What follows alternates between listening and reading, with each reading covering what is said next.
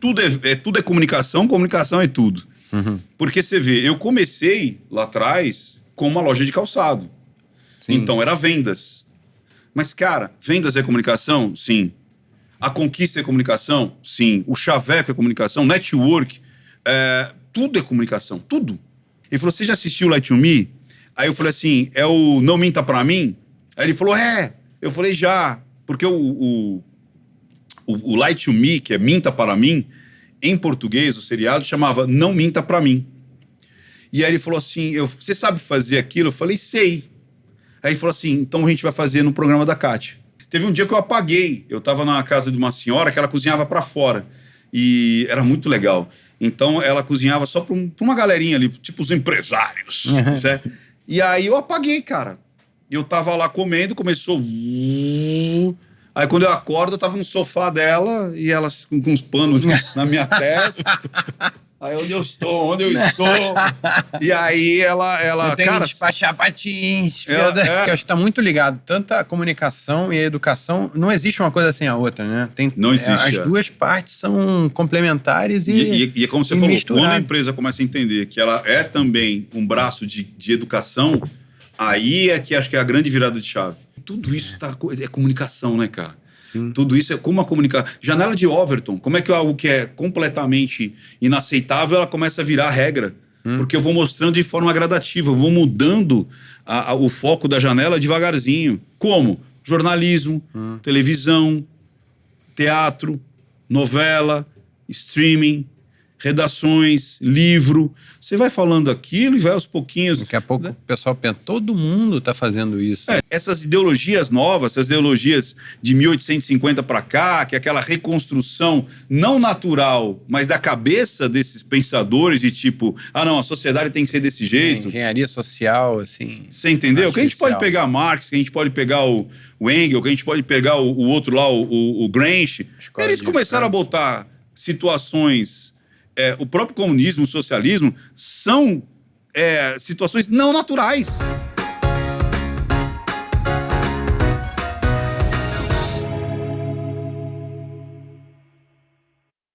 Olá, seja muito bem-vindo a mais um episódio aqui de Osnagli, os empreendedores do Brasil. E nosso convidado de hoje, ele é um empreendedor em série dentro da comunicação.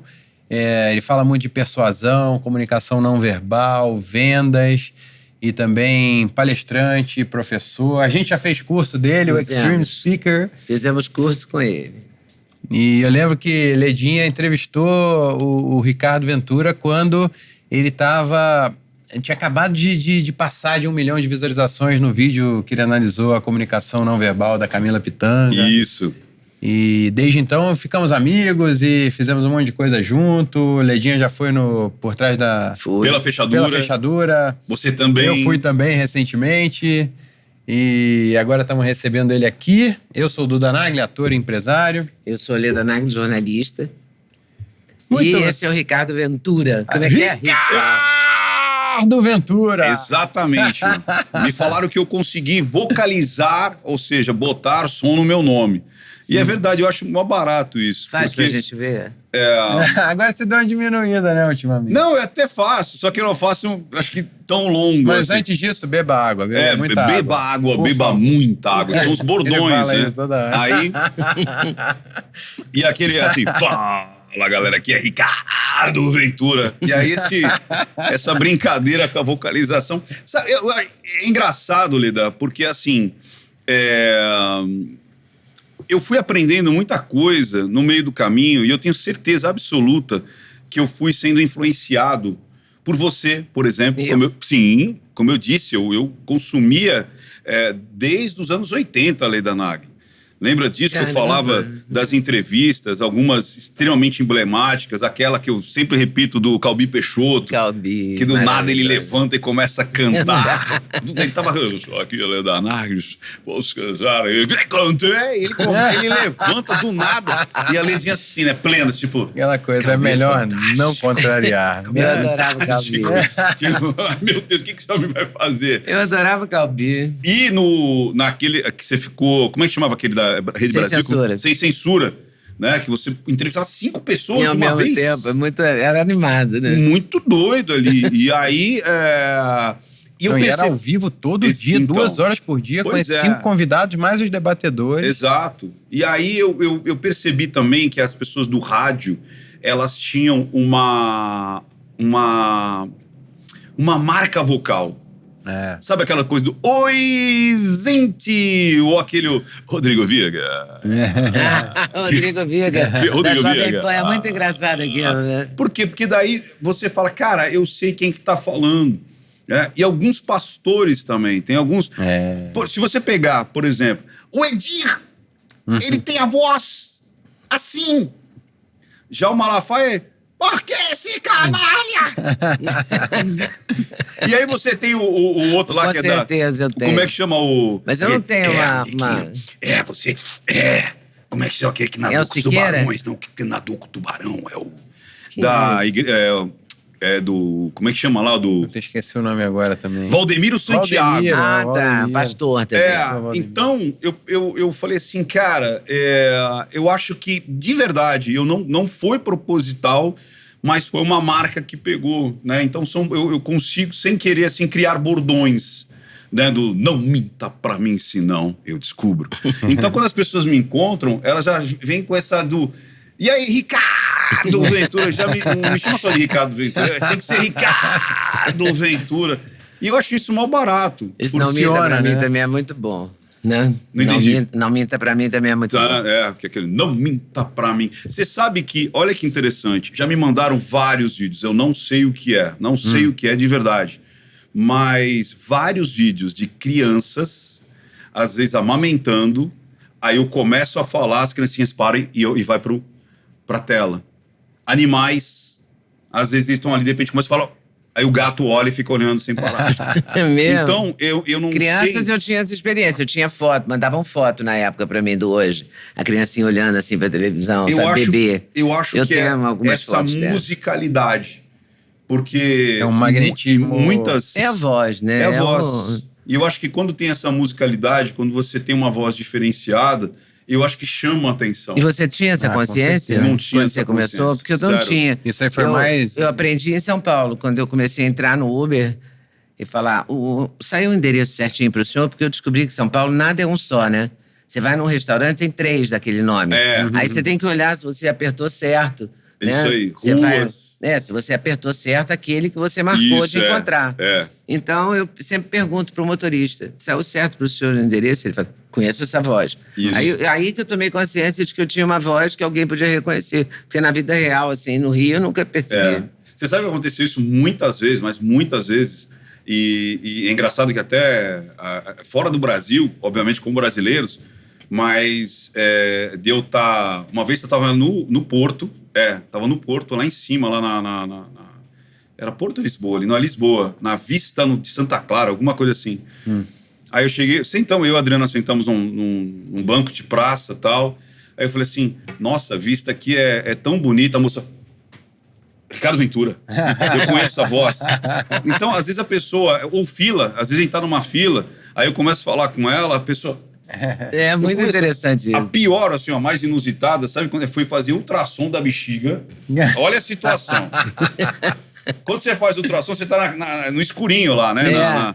Aí a moça vem e fala, abaixa a calça, põe lá o papelzinho, põe o gel, né? Põe o gel, põe, prepara gelado. Prepara tudo e daqui a pouco a doutora vem, não é isso? Aí eu tô lá, aí de repente ela veio lá, bom dia e tal, o que te trouxe aqui? Eu falei, não, eu faço um exame de rotina, ela... Fala mais. Aí eu falei assim, então, da bexiga, tal, todo ano eu faço, eu conheço essa voz. Ela falou, fala mais. Aí ela falou, você é o Ricardo Ventura. Aí eu falei, sou eu mesmo. Ela falou, nossa, que legal. Aí começamos a bater papo. Nossa, porque aquela análise que você fez, e aí começamos a trocar um papo ali. Ela falou, não, mas deixa eu fazer o seu exame. Mas a bexiga tá tudo bem? Tá, tudo bem. Que bom. Mas engraçado foi que muito falam também sobre produção de conteúdo na internet. O principal, você vai começar um canal no YouTube, o principal é a qualidade do áudio. Então investe no microfone. Porque a maioria das pessoas ouve. Por exemplo, eu assisto um monte de vídeo no teu canal, eu começo a assistir, guardo o telefone. Daí você... Agora, como vocês podem notar, que ele piscou, eu fez referência à imagem. Aí eu pego, volto, aí tá lá, eu vejo a imagem. Ah, tá, aí guardo de novo e a gente fica ouvindo mais do que vendo, né? A gente ouve mais. Eu também faço muitas vezes isso. Às vezes, vindo pra cá mesmo, eu tava assistindo um podcast. Eu tava na moto, e aí o meu celular fica, apesar que também se ficasse no bolso não teria problema nenhum, porque eu tenho o fone de ouvido dentro do capacete. Ah, tá, sim. Então eu ponho num podcast e venho ouvindo o podcast, cara. Então é como você falou, quando você tem essa marca vocal, parece que é mais agradável. É tipo assim, você sabe o que você está esperando. Sim. E aí foi que eu percebi que tudo é comunicação, comunicação é tudo.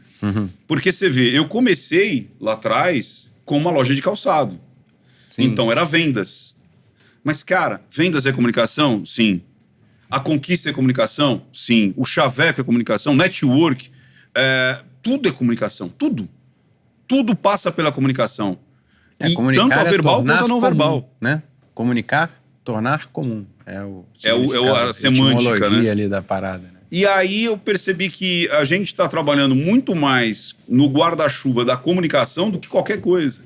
Sim. O grande guarda-chuva que a gente trabalha, a gente até estava falando isso aqui nos bastidores, é a comunicação. Hoje eu me vejo muito mais como uma agência que trabalha, apesar que a gente está abrindo agora o leque, não só trabalhar Ricardo Ventura, mas trabalhar alguns mentorados na sua comunicação não verbal, na sua comunicação de palco, que é aquela que vocês fizeram, muita honra, Ledinha fazendo o meu treinamento, olha foi isso. O Extreme Speaker. Extreme Speaker, os dois, Leda e o Duda lá. No final de semana ali. Além disso, a pessoa ela precisa ter essa comunicação nas redes sociais, ela precisa entender hoje, acho que mais do que nunca, se você realmente quer aparecer nas redes sociais, você tem que estar preparado para o hater. Você tem que estar preparado com pessoas que vão ficar tentando te cancelar. E é engraçado que você não precisa ser famoso para tentarem cancelar você. Basta você sair um pouquinho do esperado. Você sai um pouquinho do esperado. Mas você sair do politicamente correto. É isso aí. Da lacração. A lacração vem... Eu já fui cancelada várias vezes. Sou especialista. Hoje você está mais, mais resiliente, Ledinha, porque eu lembro que você falava assim, lá no início, quando o Duda falou assim, Leda, vai pro YouTube, vai pro YouTube. Você falou assim, nossa, tem gente que não gosta de mim. Pois é, porque eu não sabia que tinha gente que não gostava de mim. Eu descobri no YouTube, né? Descobri no Twitter, que o Twitter é o lugar mais tóxico do mundo, né? Eu descobri ali, eu não sabia. Aí eu fiquei chateada no começo. Agora eu já não ligo mais. Agora eu também não leio muito, a verdade é que o hater ele é muito útil, né? Porque ele inflama. As pessoas que gostam de você são normalmente a maioria das pessoas que te acompanham. Isso. E quando eles veem alguém te atacando no meio dos comentários, quando você percebe que tem um comentário negativo, já tem uns 3 ou 4 outras pessoas, seguidores habituais, te defendendo, batendo boca. E isso, pra plataforma, é sinal de que aquilo tá gerando o interesse das pessoas. Mas você sabe que eu já percebi que tem gente que virou meio que especialista nisso para se tornar relevante para aquela plataforma. Como é que é isso aí? Porque assim, o que a plataforma faz? Ela vai, obviamente, trabalhar em cima de números de algoritmo de relevância. Então, se você posta alguma coisa e aquilo tem muitos compartilhamentos, existem muitos comentários e joinhas e tudo mais, coraçãozinhos, fala, opa, isso eu vou publicar para outras pessoas. Mas os comentaristas, eu já percebi que existem meio que comentaristas profissionais. Como é que é isso aí? Ele entra para fazer um comentário totalmente antagônico, porque ele sabe que vai começar um monte de gente criticá-lo. Isso faz o quê? Com que essa pessoa se torne relevante para aquela plataforma. Então, ela usa aquele espaço de comentários como a mídia dele. Para ele, quando for em outros comentários, ele fala, opa, quando ele comenta, todo mundo engaja. E essa pessoa começa a ir para cima dos comentários. Então, eu acho que tem algumas pessoas que nem acreditam naquilo que elas falam. Porque tem uns absurdos, tem uns comentários que você fala, gente, não é possível que essa pessoa entendeu isso. Ou se a pessoa está buscando ali a exceção da exceção da exceção para falar que aquilo que você está falando não procede. Mas, na realidade, é para que aquele comentário seja visto pelo algoritmo, cara. Tem muito isso. Tem gente que produz conteúdo, que a gente também entrevista um monte de gente de várias linhas diferentes e nos bastidores, às vezes, as pessoas se abrem até mais do que na própria entrevista, em relação a Tem profissional de saúde que, por exemplo, faz umas coisas de propósito. Igual aquele vídeo que viralizou, que tinha como se fosse um fio de cabelo. Lembra disso? Um fio de cabelo na frente da lente. Então, acho que é uma propaganda de nugget, alguma coisa parecida com isso. Aí colocaram um fio de cabelo na frente como se tivesse colado no celular. Aí, um monte de gente tentando, achando estranho. Primeiro, começa a ver o vídeo sobre nugget. Aí, de repente, tem um fio de cabelo ali. Aí, a pessoa começa a tentar limpar. Aí, interage no negócio. Aí, as pessoas acabam ficando mais tempo assistindo. O negócio ganhou dezenas de milhões de visualizações pelo mundo. Só porque tinha um fio de cabelo na frente da lente. Completamente incapaz de a gente já teve profissionais de saúde aqui que estão falando uma coisa de proporções, por exemplo. Se você comer 100 gramas de panetone, aí ele mostra a imagem que é um pedaço muito menor do que a proporção que ele está falando. Isso gera, de propósito, para gerar os comentários. Correção. Não, mas isso não é 100 gramas. Não, mas ele não falou isso. Ele está falando... Então, as pessoas usam esses elementos externos como formas de cutucar vesperos de comentários e engajamento. Que acho que começou sem querer e às vezes eu até falo pra minha turma, eu falo assim, deixa, porque isso dá engajamento. Sabe os subtitles lá, como é que chama lá? Legenda. A legenda, né? Então, por exemplo, censura. Sim. Começa com C. Aí você põe com S. Rapaz! O que vem de Pasquale e Cíntia Chagas... censura é com C. Censura... E, cara, isso dá um engajamento absurdo. Então, às vezes, você escreveu uma palavra errada ali de propósito. Você usa... É um tipo um satélite. Né? Porque você põe ali e aí a pessoa vai lá... mas olha, não tá escrito errado. Não sei o quê... Só que isso daí acaba, quem vê, que fala assim, deve ter sido a tradução, a relação automática ali de escrever, e tá tudo bem. Mas para aquele que se incomoda, pronto, ele vai ter que comentar. Uma vez eu também vi o cara falando sobre... era alguma coisa de um país, ou era a África, e ele apontou, tipo assim, não, porque, sei lá, Moçambique é desse lado, ele apontou desse. Não, porque aqui em Moçambique, pronto. Então, a estrutura do que ele estava falando estava tudo correto. Mas só por ele ter apontado em outro lugar no mapa, todo mundo, irmão, você é burro! Moçambique não é aí! Seu burro! Aí pronto, e dá um engajamento absurdo, cara. Mas eu nunca fiz isso. Pois é. Então... Eu ficaria desconfortável se eu escrevesse censura com S, uma coisa assim, eu ia ficar muito mal. Não, e me diz uma coisa, você vai dar engajamento, eu não ia ter esse espírito esportivo, entendeu? Então, você como um especialista em persuasão, vendas, até onde os fins justificam os meios nesse tipo de coisa, assim, tipo... Legal. Que, de certa forma, a gente pode encarar isso como desonesto, porque ele está usando uma coisa que não é central ali na mensagem para fazer aquela mensagem chegar a mais pessoas. Então, ali tá, para ele, o fim justifica os meios. Ele pode usar aquele gatilho para despertar. Mas eu te pergunto de forma ética, mais filosófica, assim, até que ponto, isso pode ser usado até um limite que não atrapalha ali a absorção da informação principal? Como é que seria eu isso? acho assim, se você só faz isso, eu acho que sabe? Fica demais. Se você só chamar atenção por conta disso, eu acho que fica demais. Eu acho que isso até aconteceu sem querer. Eu não acho que alguém teve uma ideia proposital. Eu acho que, por exemplo, aconteceu da gente estar fazendo lá uma análise, aí caiu o microfone, né? Pum, desligou esse microfone aqui, e aí começou o microfone da câmera. E aí ficou, sei lá, 5 minutos com o microfone da câmera, e pum, depois voltou esse aqui. Pronto. O que tinha de comentários dizendo, nossa, o som ficou horrível. Gente, é só para mim que o som tá assim? Então, eu acho que as pessoas perceberam isso, que pequenas falhas dão engajamento, e as pessoas começaram a produzir isso em série. E tem gente que até hoje nem sabe disso. Isso que nós estamos falando já vai ser dica para muita gente começar a falar, opa, vou fazer alguma coisa diferente. Vou botar, sabe o botão trocado, alguma coisa que a pessoa fala assim, gente, o que é isso? O que está acontecendo? Por que está dessa maneira? Só que, para a maioria, eu acho assim, quando é uma coisa simples, um errinho natural, que pode ser de uma edição, pode ser uma tradução ali, ou transcrição automática e tudo mais, tá tudo bem. Eu acho que não vai mudar o foco daquilo ali. Agora, se você só vive por conta disso, a sua mensagem só é fixada por conta disso, aí é complicado. Aí você é um fake. Você não tá trazendo algo que conecta. Não pode banalizar, né? Exato. Então, às vezes, eu acho que a naturalidade... Tanto olha que interessante. Lá no Extreme Speaker, eu pegava às vezes no pé, até hoje eu pego, mas eu percebi que quando a pessoa, por exemplo, fala né, né. São as muletas, né? Ou os cacos de muleta. Ou algum errinho, alguma coisa, um agregador de tempo. Então deixa eu pegar esse copo aqui. No início, eu achava... Pô, eu dou esse treinamento há 12 anos já. Exatamente 12 anos. Eu achava que realmente isso tinha que ser retirado da fala. Então, os vícios de linguagem, a cacofonia ali, alguma coisa. Só que daí eu comecei a perceber que se você tira tudo, fica muito pastel, fica muito cerimonialista. Sabe aquela coisa, olá, tudo bem? Estamos aqui agora para apresentar essa palestra sobre a comunicação persuasiva.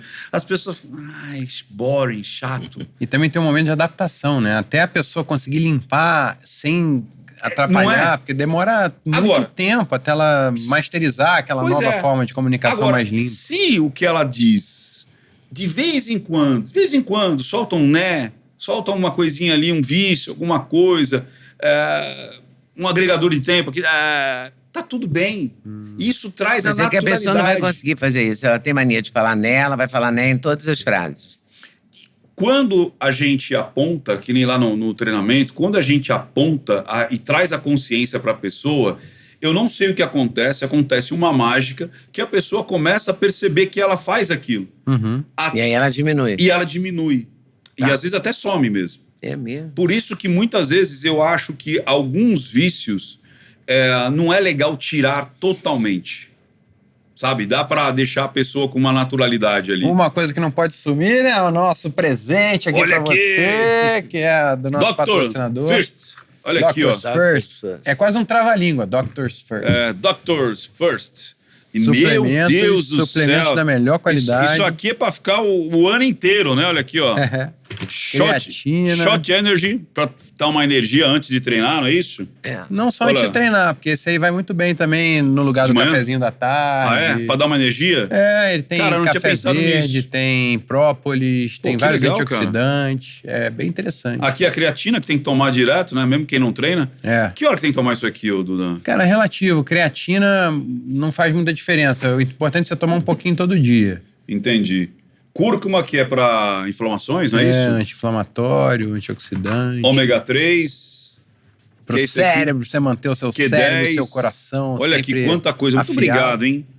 Muito show de bola. E lembrando que temos aqui o link, tanto o QR Code na tela quanto o link na descrição, para você ir direto para o site oficial da Doctors First e aproveitar as promoções que estiverem rolando no site, além de usar o cupom LEDA5 para dar mais 5% de desconto. Olha aí. Duda5.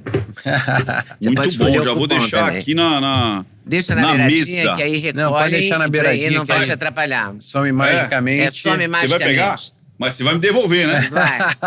No final, ele vai te pegar uma sacola com tudo isso. Não é tipo assim, pro próximo, depois dá pro próximo de novo. Não, ilustrativo. E a gente vai te dar um copo desse também. Eu fiquei apaixonado por esse copo. Barato. Cara, demais. Por que acontece? Amassado. Parece que ele foi amassado. Parece que é um copo de plástico, né? E amassado. A gente colocou na mesa ele parecendo que tá amassado de propósito para as pessoas comentarem. Esse copo tá amassado, tô brincando. Não, e é engraçado. Pois é, o lance do cabelinho lá. Aí quando eu vi, logo que eu cheguei, eu falei assim, a minha vontade foi arrumar o copo. Eu fui lá para apertar aqui para arrumar o copo. Aí eu falei, cara, é de cerâmica. E aí eu achei muito legal. Só que é bom até para quebra-gelo, né? Se você coloca isso numa mesa, pode crer. As pessoas falam, nossa, isso aqui, pronto, ali a conversa vai. Gera assunto, né? Não, eles criaram esse copo bem-humorado aqui, que é como se fosse um copo de plástico amassadinho, mas a empresa tem mais de 60 anos, é Ceraflame, essa panela também é da marca, e hoje em dia eles se especializaram em panelas de cerâmica refratária de altíssima qualidade, que não tem elemento tóxico, então não tem alumínio, aqueles gases antiaderentes, chumbo, níquel, tudo que a gente acaba comendo junto, né? Nessas panelas super modernas, antiaderentes, que a gente não pode usar um utensílio de metal, porque senão arranha. Tem aquela paranoia, tem que usar os negócios de silicone. Essa aqui não, você pode usar teu garfo de metal, qualquer utensílio que você quiser, que não tem problema de arranhar. Sim, e é uma empresa brasileira. Isso é muito bom, né? E o Duda... Com mais de 60 anos de história. Isso que vocês estavam falando... É exatamente isso. Ele ele fez uma moqueca e mexeu com uma coisa de... gerou um bom assunto também. De alumínio, né? Como é que é? De metal. Eu usei o utensílio de metal e as pessoas foram comentando. Você não sabe que tem que usar colher de pau, colher de silicone? Você tava gravando? Não, porque eu faço Ele fez nos stories, assim, no dia a dia, usando. Que agora a gente é embaixador da Seraflame e aí incluiu na vida geral, assim. E aí, um monte de gente comentando, achando que eu tava fazendo sem querer. Da panela, tá vendo? Aí. Vou fazer disso uma propaganda. Não, eu mandei pro pessoal da empresa, falei, vamos criar uma linha de anúncio com tráfego pago no Instagram. Aliás, perguntando sobre essas novas mídias, assim, você usa muito também esses conteúdos, esses anúncios de tráfego pago para vender seus infoprodutos? Olha que legal. Como é que você acha que está o momento hoje da publicidade, das redes sociais? A galera que só trabalhava com tráfego pago, o que é o tráfego pago? É você botar dinheiro. Então, muita gente nem sabe disso ainda, por mais que seja super popular. A Meta, que controla o Facebook, acho que é a maior, né? Hoje é a maior. Muita gente acha que o Facebook é uma rede social. Na realidade, o Facebook é a maior agência de publicidade do mundo. Ou seja, ela ganha dinheiro. O Google também. Tem muita gente que não tem ideia que o Google é uma grande agência de publicidade. O que é o YouTube? Uma grande agência de publicidade. Que as pessoas, ou seja, os usuários, geram conteúdo gratuitamente. Eles hospedam gratuitamente. E aí eles essa aproveitam troca. Muito. Para quê? Para que você suba esse conteúdo, o usuário fica lá e ele receba propaganda. Que é o que o Silvio Santos fazia lá atrás, não é isso? Ou seja, eu crio conteúdo para vender os meus produtos. Sim. Quando ele estava no circo, o que ele fazia? Fazia as pessoas irem para o circo.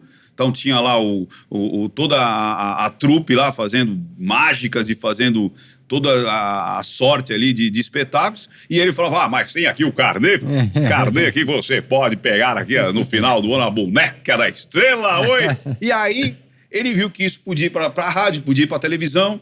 Então, simplesmente, aquilo que você acha que é de graça, você é o produto. Ou seja, é para fisgar você. E hoje a gente faz a mesma coisa. Então, quando você gera isso de forma natural, a gente fala que é um tráfego orgânico. Sim. Ou seja, a gente consegue atrair muito público sem precisar botar dinheiro. Através dessa curiosidade que você está trazendo sobre o seu negócio. Meu negócio, por exemplo, é análise. Mas a análise em si é sólida, a pontinha do iceberg. As pessoas chegam no meu canal por causa do Não Minta Pra Mim. Mas elas realmente gastam dinheiro com os cursos, ou seja, com os livros, que a gente tá falando até da esteira. O que eu tenho na minha esteira hoje? Eu tenho livros físicos, eu tenho livros eletrônicos, né, que são os e-books ali na Amazon, eu tenho os cursos online, eu tenho os cursos de formações presenciais, tenho agora até um final do ano, estão convidados, se quiserem participar, dia 28 e 29 de novembro em São Paulo, é o Mestres da Persuasão. Então, quem quiser aprender esses 3 pilares, que é identificar a mentira nos outros, melhorar a sua comunicação e colocar isso nas redes sociais, é o Mestre da Persuasão. Ou seja, você vai identificar com quem você está falando, vai destravar a sua comunicação e tudo na hora ali. E colocar isso na rede social. Então, esses produtos todos, eles estão a partir de onde? A partir desse conteúdo que eu crio e coloco na internet. Então, são as análises, são as postagens, são os cortes, né? Porque os cortes praticamente é um canal à parte, acho que vocês também têm isso. Tem vida própria, Tem vida própria. Sim. Porque tem gente que não assiste o podcast, ele vai assistir só os cortes. E são públicos meio que distintos. É bem interessante isso. E os microcortes também, que são aqueles de 1 minuto. Os shorts. Que é um outro público também. Então tem gente que é viciada nos shorts ou nos cortes ali de Instagram, nos cortes e também nos podcasts. E aí é ali que você acaba vendendo os seus produtos. E aí a gente tem comunicação para venda, comunicação para liderança, comunicação para que você destrave aquilo que você quer passar. Porque, cara, tem muito CEO, tem muita gente que tem muitas histórias legais, tem muita gente que tem história de vida, tem muita gente que quer... tem um processo ou tem algo que ele trabalhou a vida inteira, mas ele não sabe colocar isso para frente de uma maneira como uma palestra, como um treinamento. Aí a gente tem as palestras, a gente tem as mentorias individuais, tem as análises individuais. Isso é uma coisa que está muito legal agora, que eu também não sabia que eu sabia fazer. Olha que doideira, né? Eu não sabia que sabia fazer. Até a vida colocar você na frente do desafio e você tem que resolver. Né? E aceitar também, que às vezes eu vou te falar, te dá uma dor de barriga, né? Sim. Que nem você, por exemplo. E o que você não sabia que então, você sabia? Vou falar, mas, por exemplo, que nem foi o lance do... Pô, você não tava boxe? Só treinava. Pois é. Aí, de repente, alguém fala... De lutar. E aí, quer lutar com o Popó? Deve ter dado uma... né? Pô, eu falei, bora, mas eu... não sabia como. Como, né? E aí se colocou pra fazer e falou, vou ter que fazer. Que é bem aquela coisa da jornada do herói, né? Vou lá e vamos chamado fazer. à ação, aí você vai, aceita, aí passa do ponto de não retorno, aí você tem que buscar os meios pra conseguir sobreviver àquela jornada. E você vai aprendendo na jornada, né? Durante a jornada você vai aprendendo. E aí, o que aconteceu? Por conta das análises, olha que interessante isso. Por conta das análises, principalmente essas análises de crimes ou de acusações, né, acusações de crime, por exemplo, de assédio, não vou falar a palavra inteira para não comprometer o algoritmo, ou de estupro, né? As pessoas já até estão acostumadas, né, com que a metade da palavra aqui. E aí, advogados começaram a me procurar porque eles perceberam que o que eu estava percebendo ali naquela narrativa ia além da defesa tradicional. Olha que legal isso. E aí eu comecei a fazer análise de depoimentos. Para quê? Para encontrar essa distorção entre o que a pessoa estava falando e o storytelling, a narrativa. Que seria, no jargão popular, onde a fumaça há fogo. E aí... as fumacinhas ali. E aí eu comecei a fazer essa análise de forma privada, e elas começaram a fazer parte da sustentação da defesa de muitos casos aí.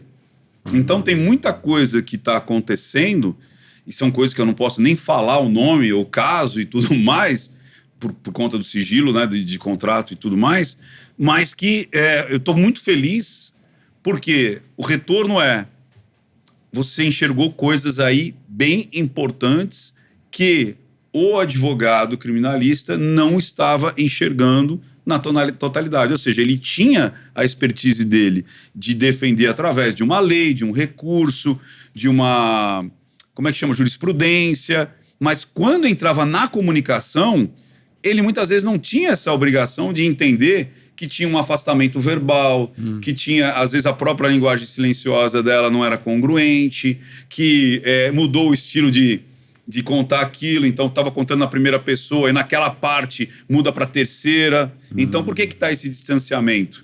Por que eu estava fazendo, ou por que eu estou contando cheio de detalhes, quando chega na parte crítica eu passo rapidinho e depois eu volto para detalhes de novo? E isso está dando uma sustentação na defesa. Então, estou muito feliz em relação a isso, por quê?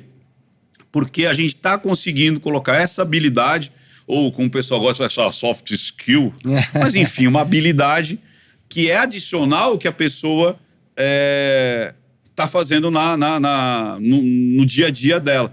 Por exemplo, a gente mandou para um congresso, na realidade uma aluna minha, eu entrei como por conta de ser um mentor dela. A linguagem silenciosa como ferramenta de antecipação de abuso infantil. Olha que fantástico isso. Que é um Minority Report ali da linguagem.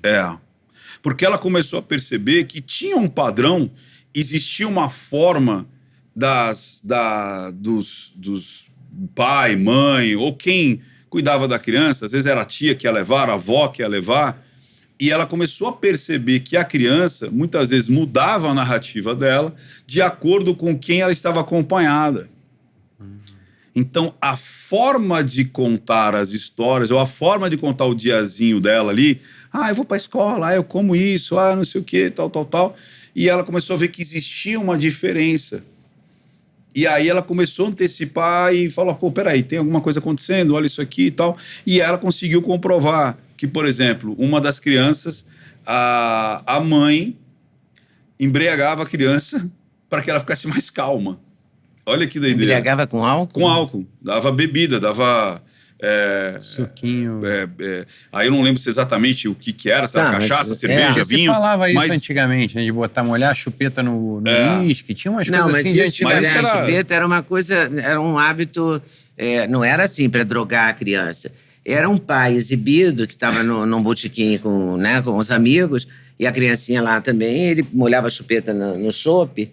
E falava, daí ele vai gostar, ele vai crescer. Não, mas tinha isso também. Antigamente tem essas... Não era uma coisa intencional. Tinha coisa de gente falando que antigamente pessoas... Era aceitável na cultura popular molhar a chupeta numa coisa, pingar um pouco de alguma coisa alcoólica na mamadeira. Tinha isso também como método. Isso eu nunca soube. Igual tem um método também super perigoso de babá que usa o gás de cozinha pra botar bebê pra dormir. Bebê que tá chorando muito. Que isso? Já teve vários escândalos que se tornaram públicos.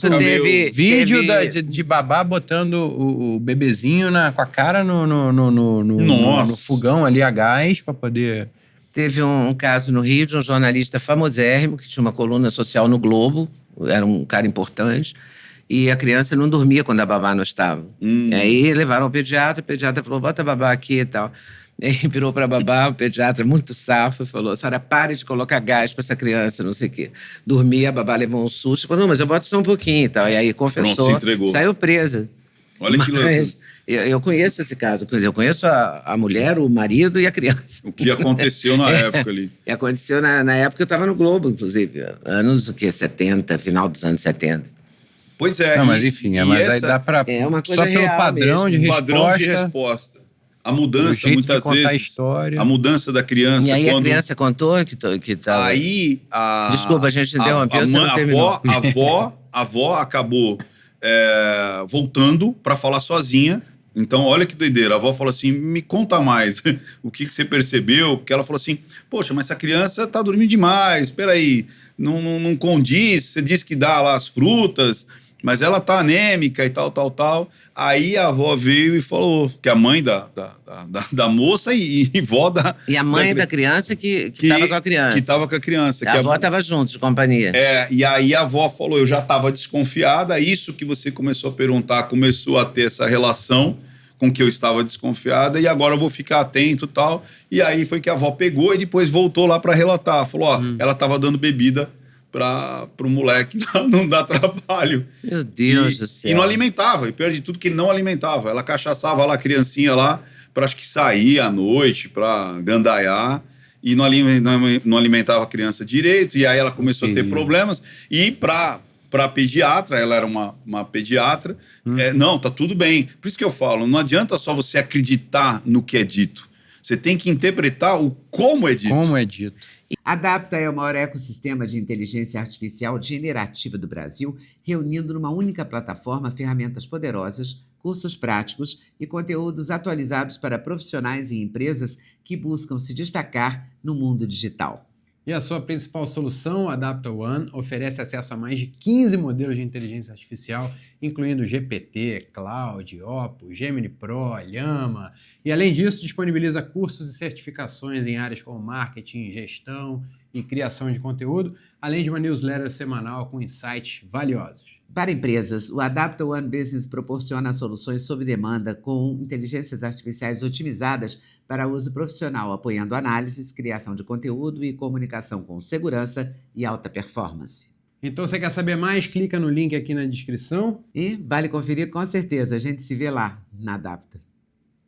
Esse não minta para mim, você começou a partir de alguma coisa, alguma constatação? Como é que começou foi só uma ideia? Onda de fazer vídeos e criar esse canal Não Minta Para Mim? Como é que foi olha que... Teu chamado, que doido. Então, o chamado não foi de mim, foi do Ricó. Sabe o Ricó, marido da Cátia Fonseca?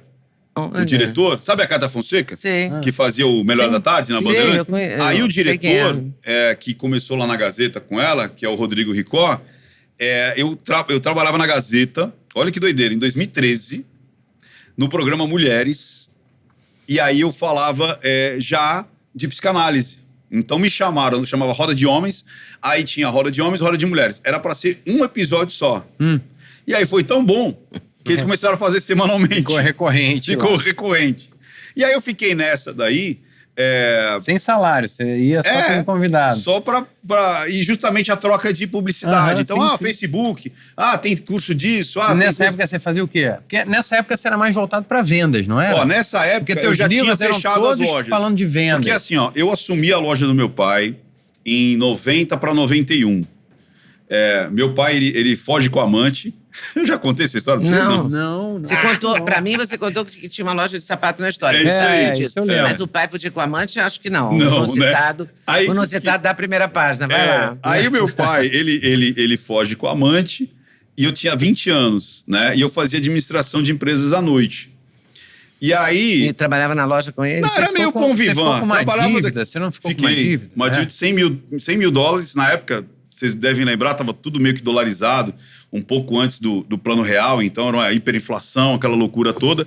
Aí eu lembro que eu era meio que um bom vivant num bom sentido, né? Porque a gente não tinha grana. Meu pai ele devia 100 mil dólares nessa época, tinha 800 títulos protestados. Tem gente que não sabe o que é título protestado, ou seja, é uma duplicata, ou seja, é um boleto que você recebeu e não pagou. Então eu tinha 800 boletos protestados. Sem... Além dos 100 mil dólares? Quase a falência. Total. Assim, hoje, eu olhando, eu falo assim, cara, é impagável isso. Não tinha condição. Mas eu não tinha essa opção. A minha opção era, cara, eu preciso botar dinheiro dentro de casa. Era dali que entrava o dinheiro. Você morava com a sua mãe? Morava com a minha mãe, tinha 20 anos. E o pai foi embora com a mãe? O pai foi embora. E deixou a gente lá. Eu acho que ele fez isso daí com o intuito de, vamos chamar eu de volta.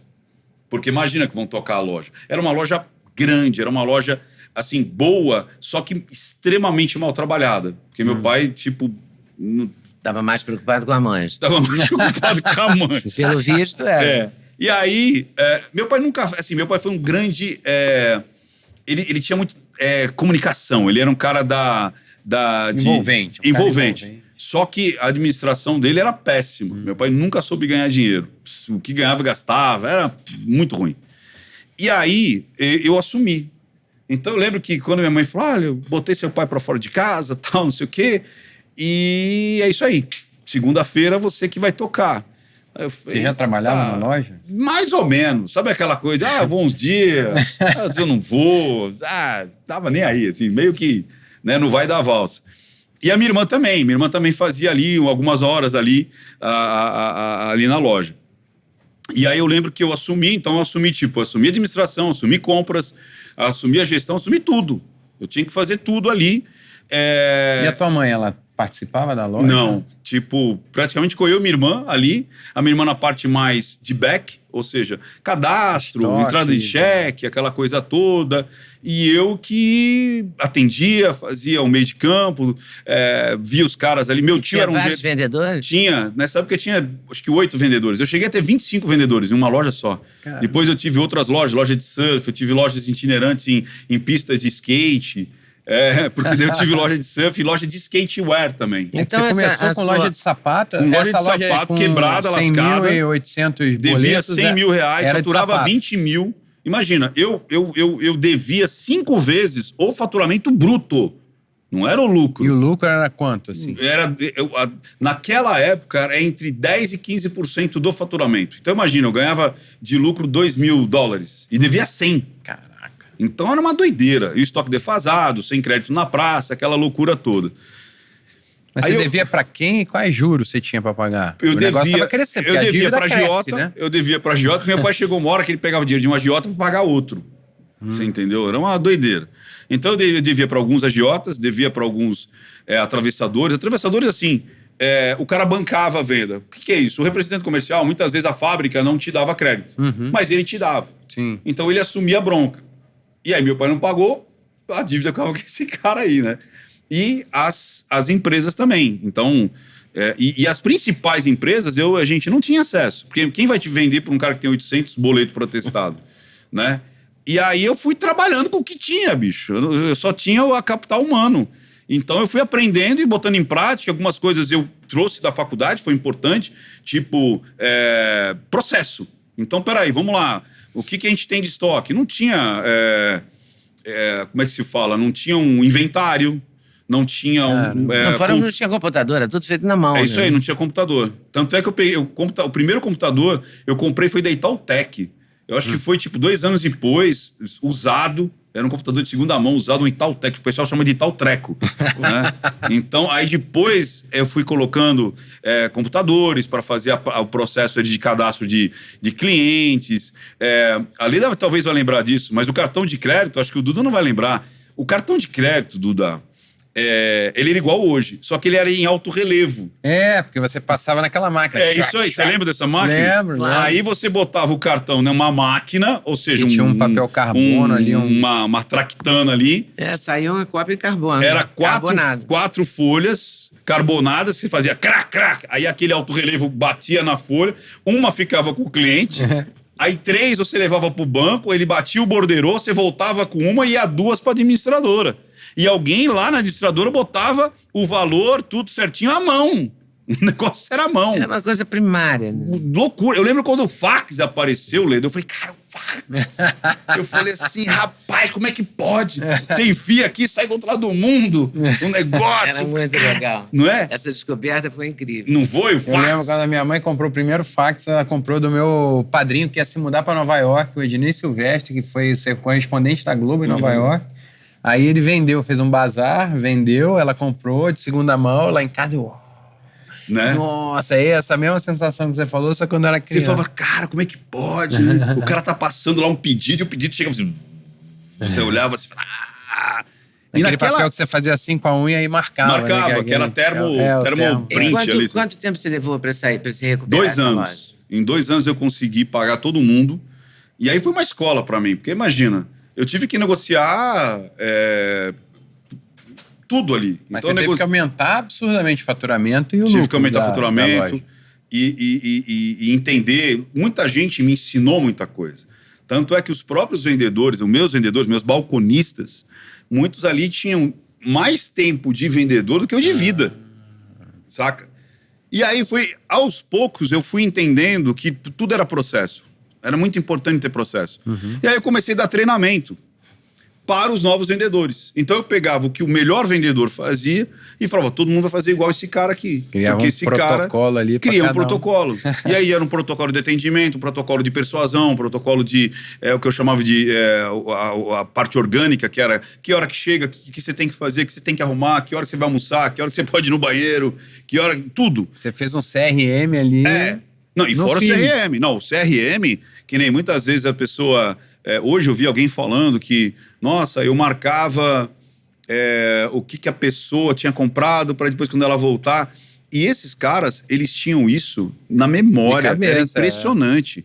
Então a Leda ia lá, às vezes ficava 1 ano depois para ir lá.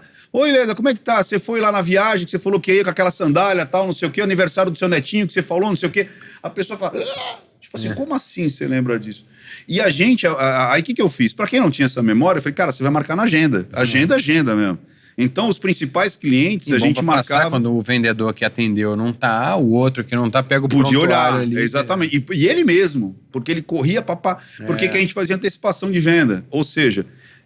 depois de 45 dias, você tinha que ligar para os principais clientes. E aí, como é que tá? Gostou daquele sapato? Curtiu? Como é que foi a festa? Você ia pro carnaval? Você ia para não sei aonde? Tal. E nisso, você acabava fazendo mais vendas. Chegou a coleção. Certeza. Outra que a gente fazia muito. Vai entrar em promoção. Eu não botava a loja em promoção. Primeiro eu ligava para os clientes, os principais clientes. Vai entrar e a gente vai antecipar para vocês. E aí o cliente já falou, hoje. Aí aquela semana a gente usava várias técnicas. Muitas, mas isso, Leda, tudo assim tudo intuitivo, tudo intuitivo, orgânico, vendo as coisas acontecerem. Então você não tinha buscado livros sobre técnicas de venda, gatilhos mentais? Não, mas não existia. Nessa época, Duda, sabe o que existia? Histórias. Não tinha livros didáticos de venda e persuasão. Então tinha Akil Morita, tinha Ricardo Sembler. Onde anda esse homem? Eu queria conversar com ele, lembra? Eu queria conversar com o Ricardo Sembler, cara. Livro dele. Ricardo era virando a própria mesa. Pô, Ricardo Sembler, cadê você, homem? Eu quero conversar com você. Esse homem foi um dos primeiros livros que fez minha cabeça assim, ó, sabe, pirar. Li a Coca, que era um grande vendedor de carros, da Chrysler, primeiro Ford, depois Chrysler, se não me engano. Aí, história da Coca-Cola, história da GM, o próprio Jack Welch, né, que é da General Electric, né? Aí depois todos os papas aí de administração, me esqueci o nome agora do homem lá, que é o pai da administração, com D. Você falou que a faculdade te ajudou, você a parte teórica. Mas né? você vendeu a loja? Não entendi. Você vendeu a loja? Não, eu expandi essa loja, essa loja, aí eu abri outras lojas, aí, como eu disse, fiz loja de esporte, fiz loja de surf, aí depois eu tive a tenda, chamava Tenda Streetwear, aí eu tive 3 dessa daí. Tive algumas itinerantes que a gente fazia. Itinerantes assim, ficava um período dentro de shopping? Não, de lugar de patinação, pista de skate, patinação inline. Eu, junto com a Torlai, a gente trouxe um dos primeiros containers de patins inline pro Brasil, cara. Era um lixo. Mas foi o primeiro. Era ruim demais, pesado. Mas foi uma revolução, foi o primeiro, né? A gente que trouxe. Eu lembro quando eu era criança, surgiu. Esse Tarmac, Rollerblade. Eu lembro quando surgiu essa onda. Eu que trouxe aí tudo com a chinesada. Eu tinha azucrinei. Mas antes da chinesada, fui eu com a Torlai. Dividimos lá o container. Era o... Nossa, como é que é o nome dele? Da Tracker. O Leone da Tracker mais o Torlai, não sei nem se o homem tá vivo ainda. Era o Leone da Tracker, o pessoal da Torlai, e a gente comprou um pedacinho lá e trouxemos uma porcaria de um patins lá. Mas depois foi aprimorando. Vendeu bem. Nossa, eu vendia muito, cara. Acho que eu fui um dos caras que mais vendeu patins lá no Brasil. Porque tinha uma revista que chamava Roller. Eu não lembro do editor. Na revista, cara, chamava Roller. E aí ele falou assim, não, faz o anúncio aí, né?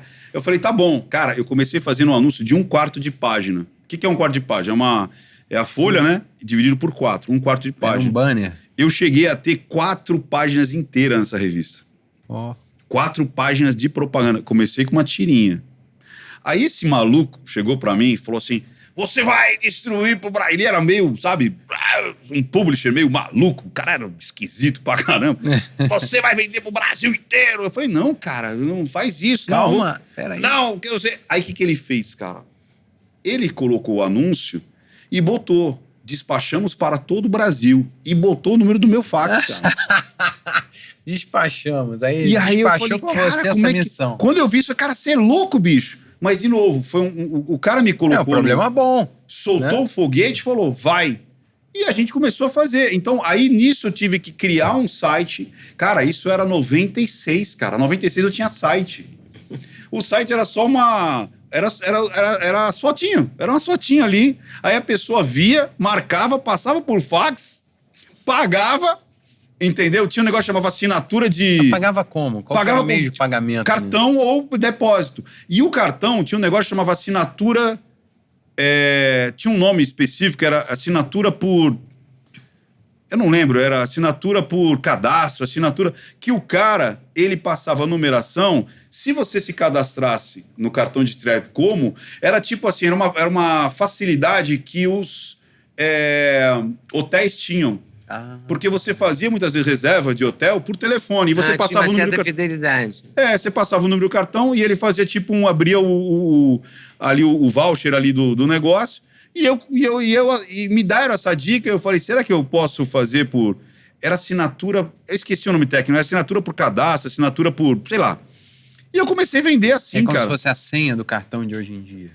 Eles aceitavam que a pessoa assinasse, ela mandasse os números e você, como era uma loja confiável, eles acreditavam que tudo bem, que não estava sendo...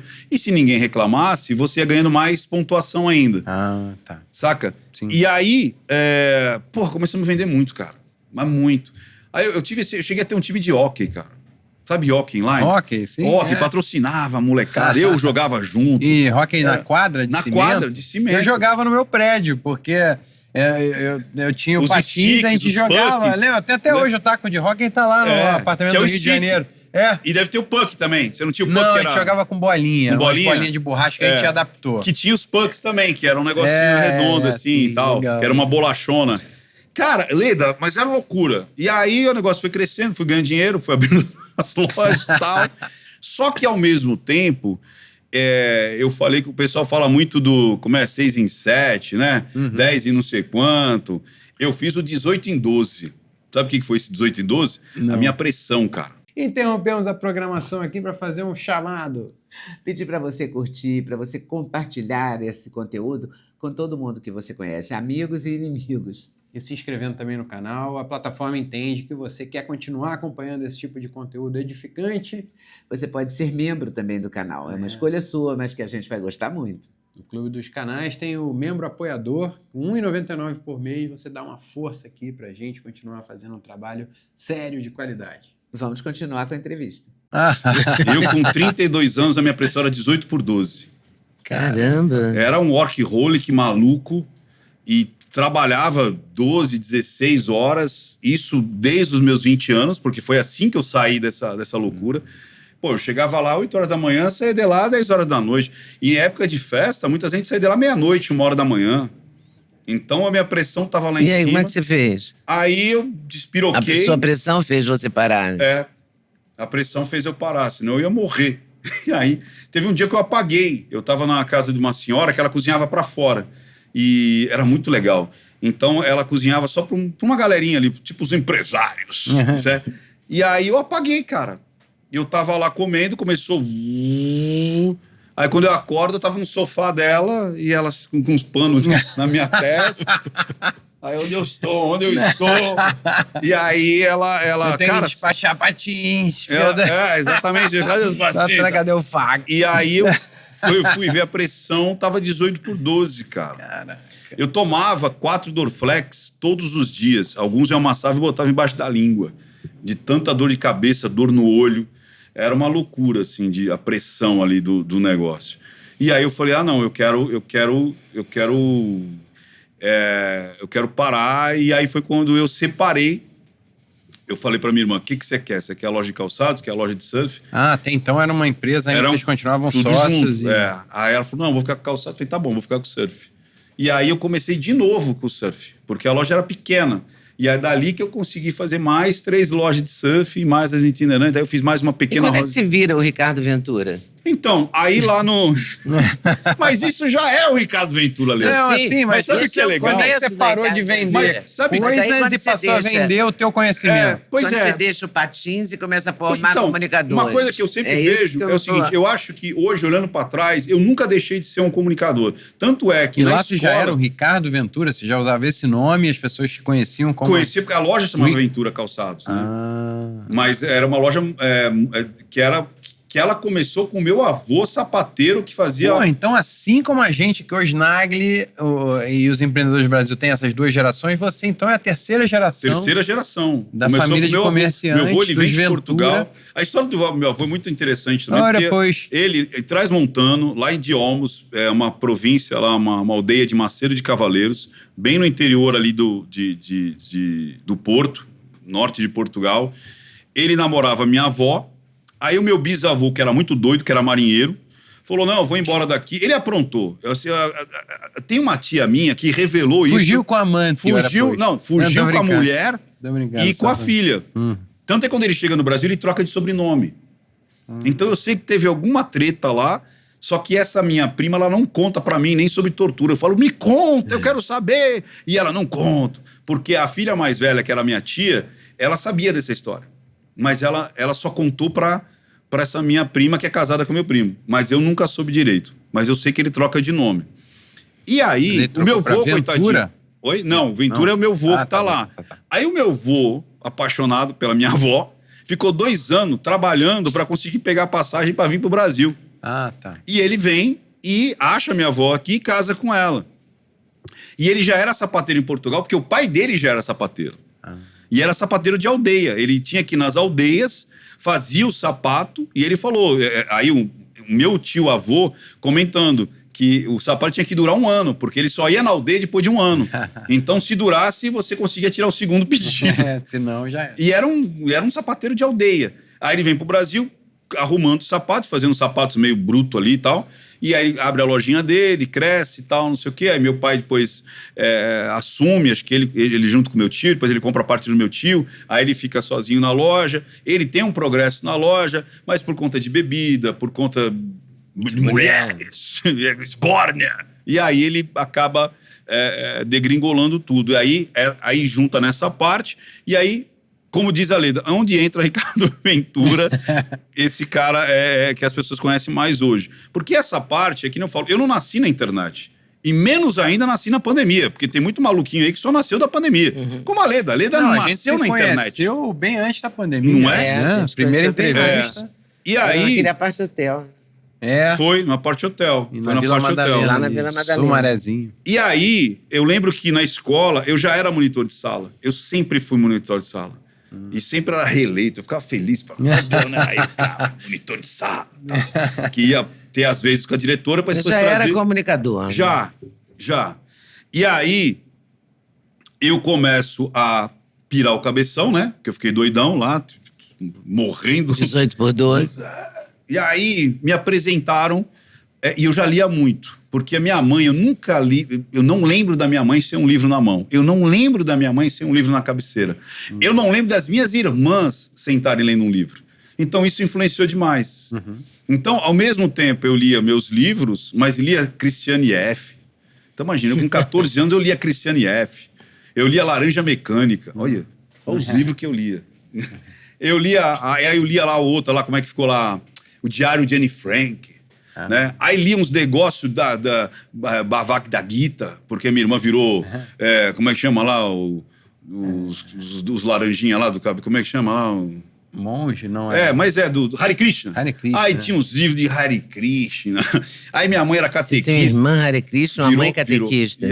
Coisa doida, né? Aí minha mãe catequista. Tinha que dar, Ricardo Ventura. O teu pai era o quê? Meu pai era alcoólatra. Não, mas ele era cristão. Não, meu pai, cara, era um grande comunicador. E depois eu até, eu briguei com ele. Você chegou a fazer as pazes com ele? Cheguei a fazer, assim... a gente fez as pazes, aí depois a gente brigou feio. Eu perdi uma loja por conta de briga de família e meio que por conta dele também. Tipo assim, eu perdi R$1 milhão em 2008, mais ou menos. Imagina quanto que era hoje. Mas você brigou com a sua irmã, essa que ficou com a loja de outra? Não. Você permaneceu... Separamos de boa e tal. Mas com meu pai teve um lance pesado. Eu fiquei acho que uns 3 ou 4 anos sem falar com meu pai. De ver ele ligar pra mim e eu desligar o telefone, não querer atender.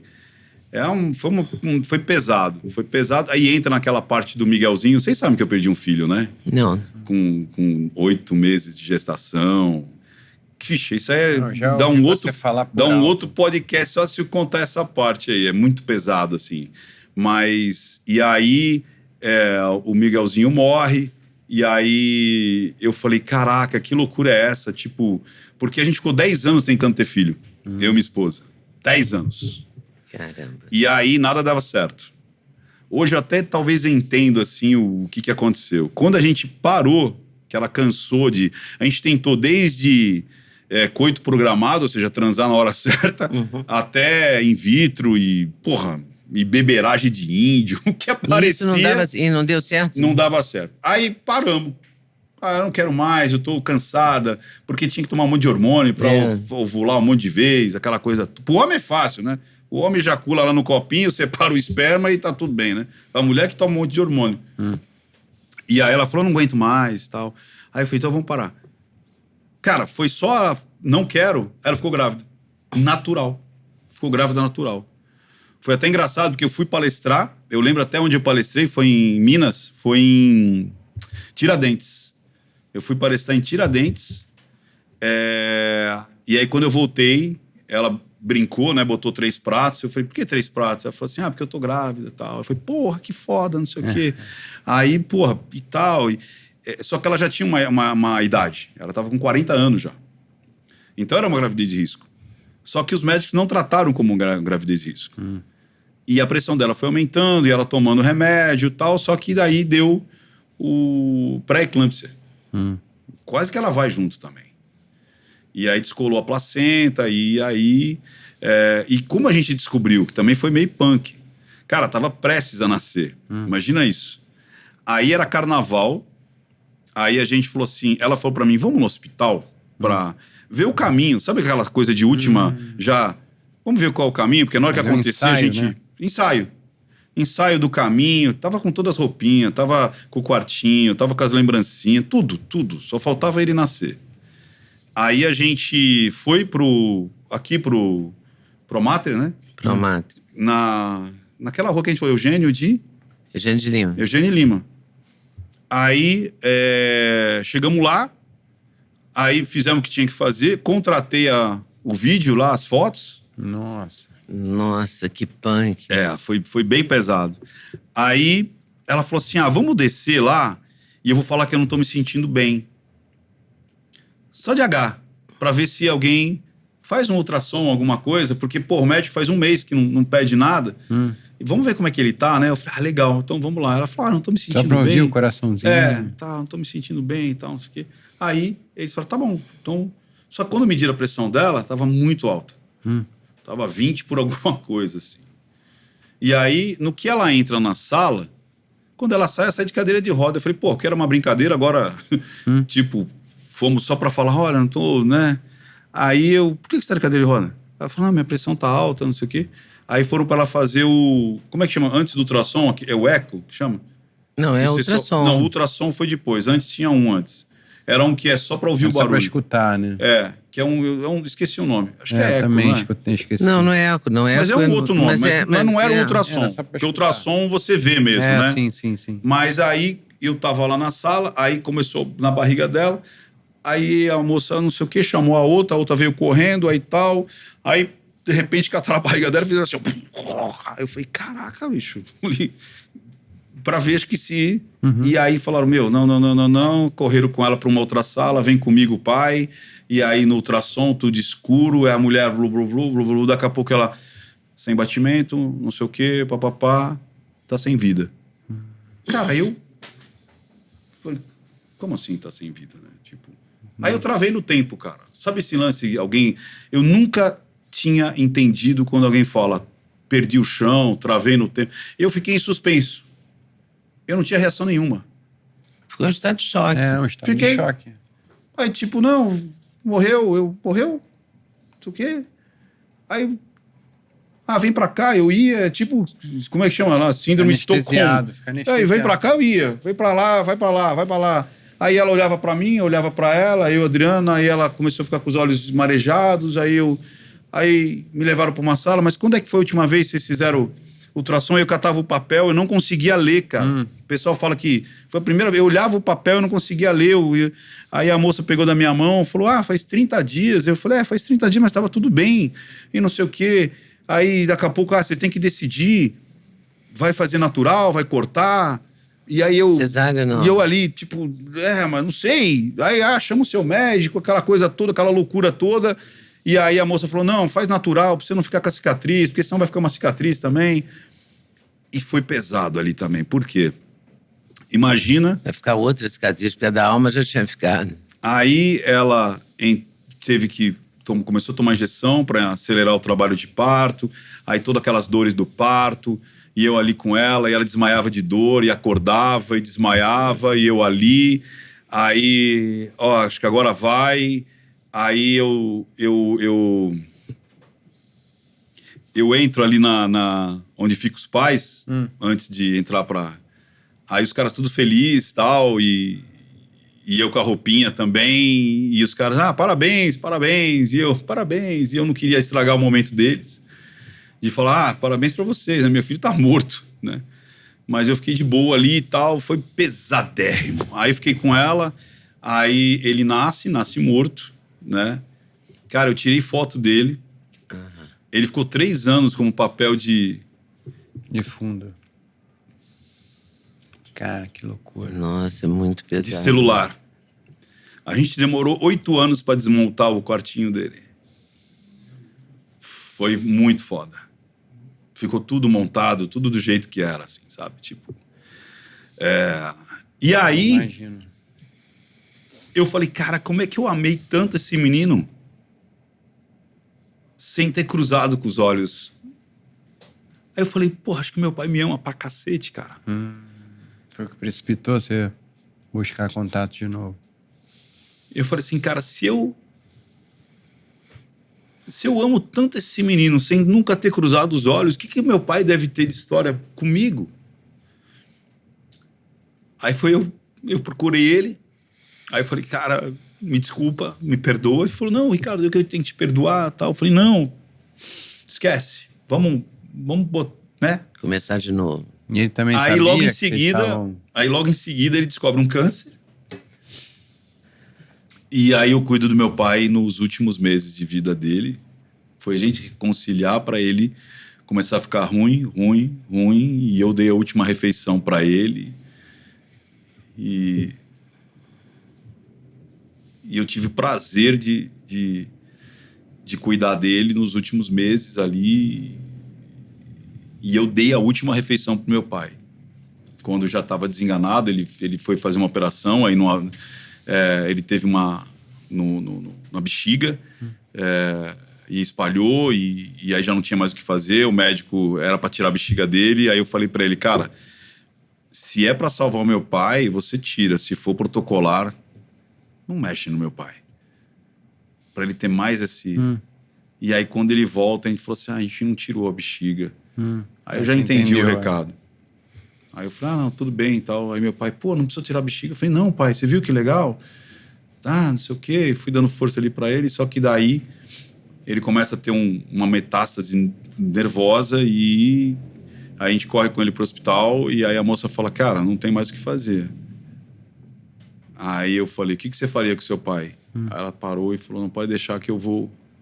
Ele não vai sentir dor. Eu falei, é isso que eu não quero, que ele não sinta dor. Aí começaram a dar muita morfina pra ele.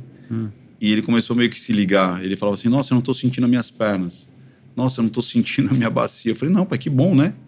Você não tá sentindo, você tá sem dor, né? E aí ele foi se acalmando. Aí eu falei, você quer comer? Ele falou, eu quero. Era 8 horas da noite, eu dei janta pra ele. Falei, amanhã eu volto. E aí quando deu meia-noite, ligaram porque ele tinha morrido. Então foi e assim. vocês não tentaram outro filho depois? Não, tipo assim, tentamos... Não tinha força, né? Tentamos, mas daquele jeito, né? Ela já tinha uma idade. Já estava muito fora do... Isso tem quantos anos? Agora tem 15. Tem 15 anos. Isso daí foi em 2000 e... Um pouco menos de 15 anos. Foi 2012 para 2013. Não tinha muito recurso para uma mulher de 40 anos. Então ela já estava com uma idade, a gente já tinha tentado um monte de coisa e tal. E aí foi quando, logo em seguida, eu fui para Gazeta. E aí também eu entrei de cabeça no trabalho. Eu só trabalhava de novo. E aí... Mas ali nessa época você trabalhava com o quê?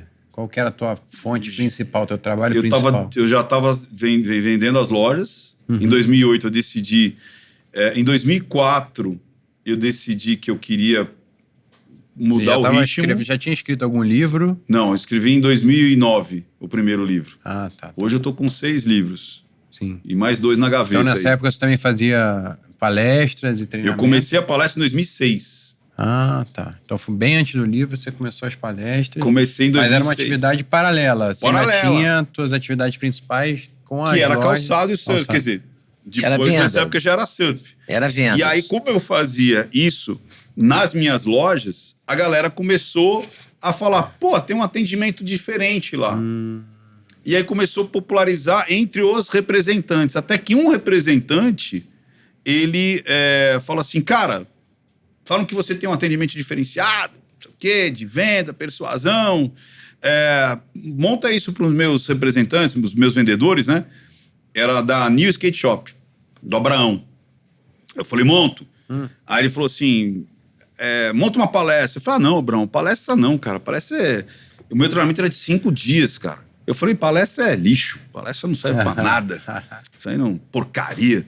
Superficial. Superficial. Um Aí ele falou, não, mas eu pago. Aí eu falei...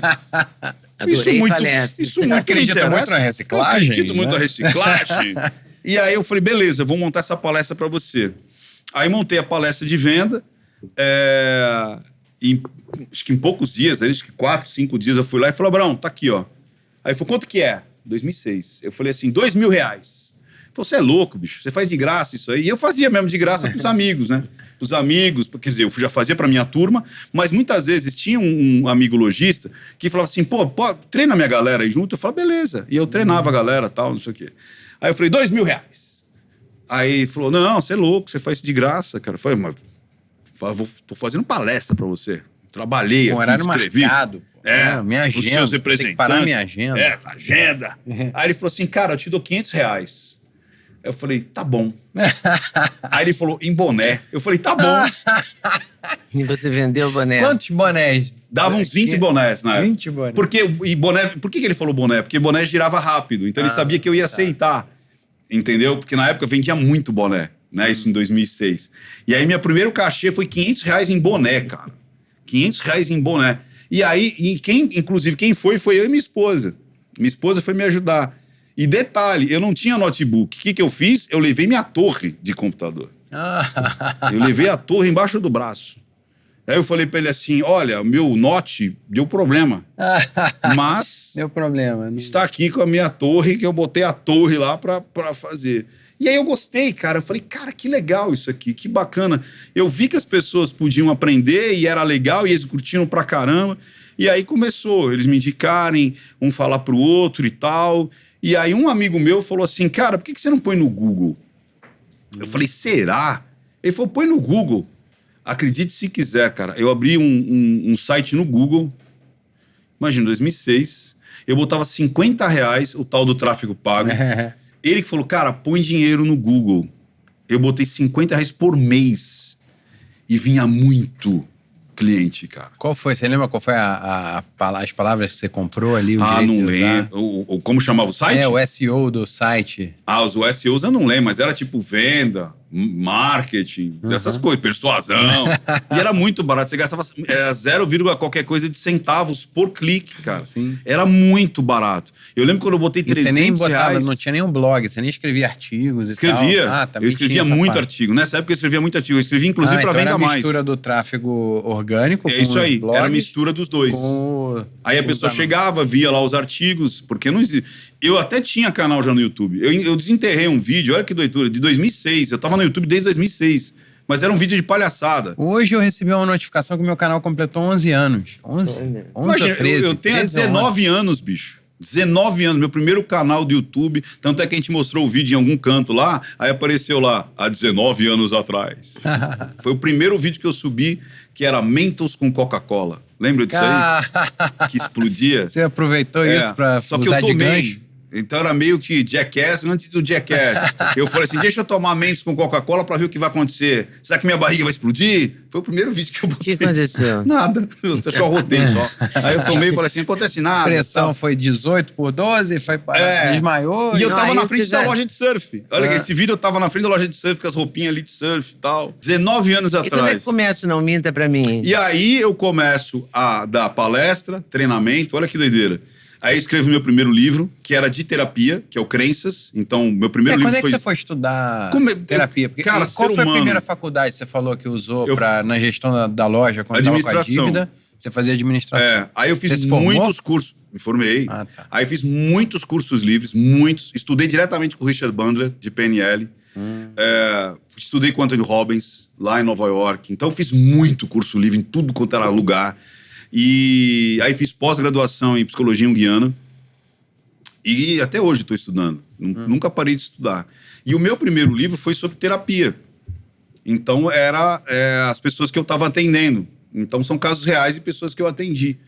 E aí, a grande sacada hoje mesmo eu fiz um react, uma análise da venda do Tecar atendendo o Igor 3K, o Igor do Flow. E o Thiago Tecar.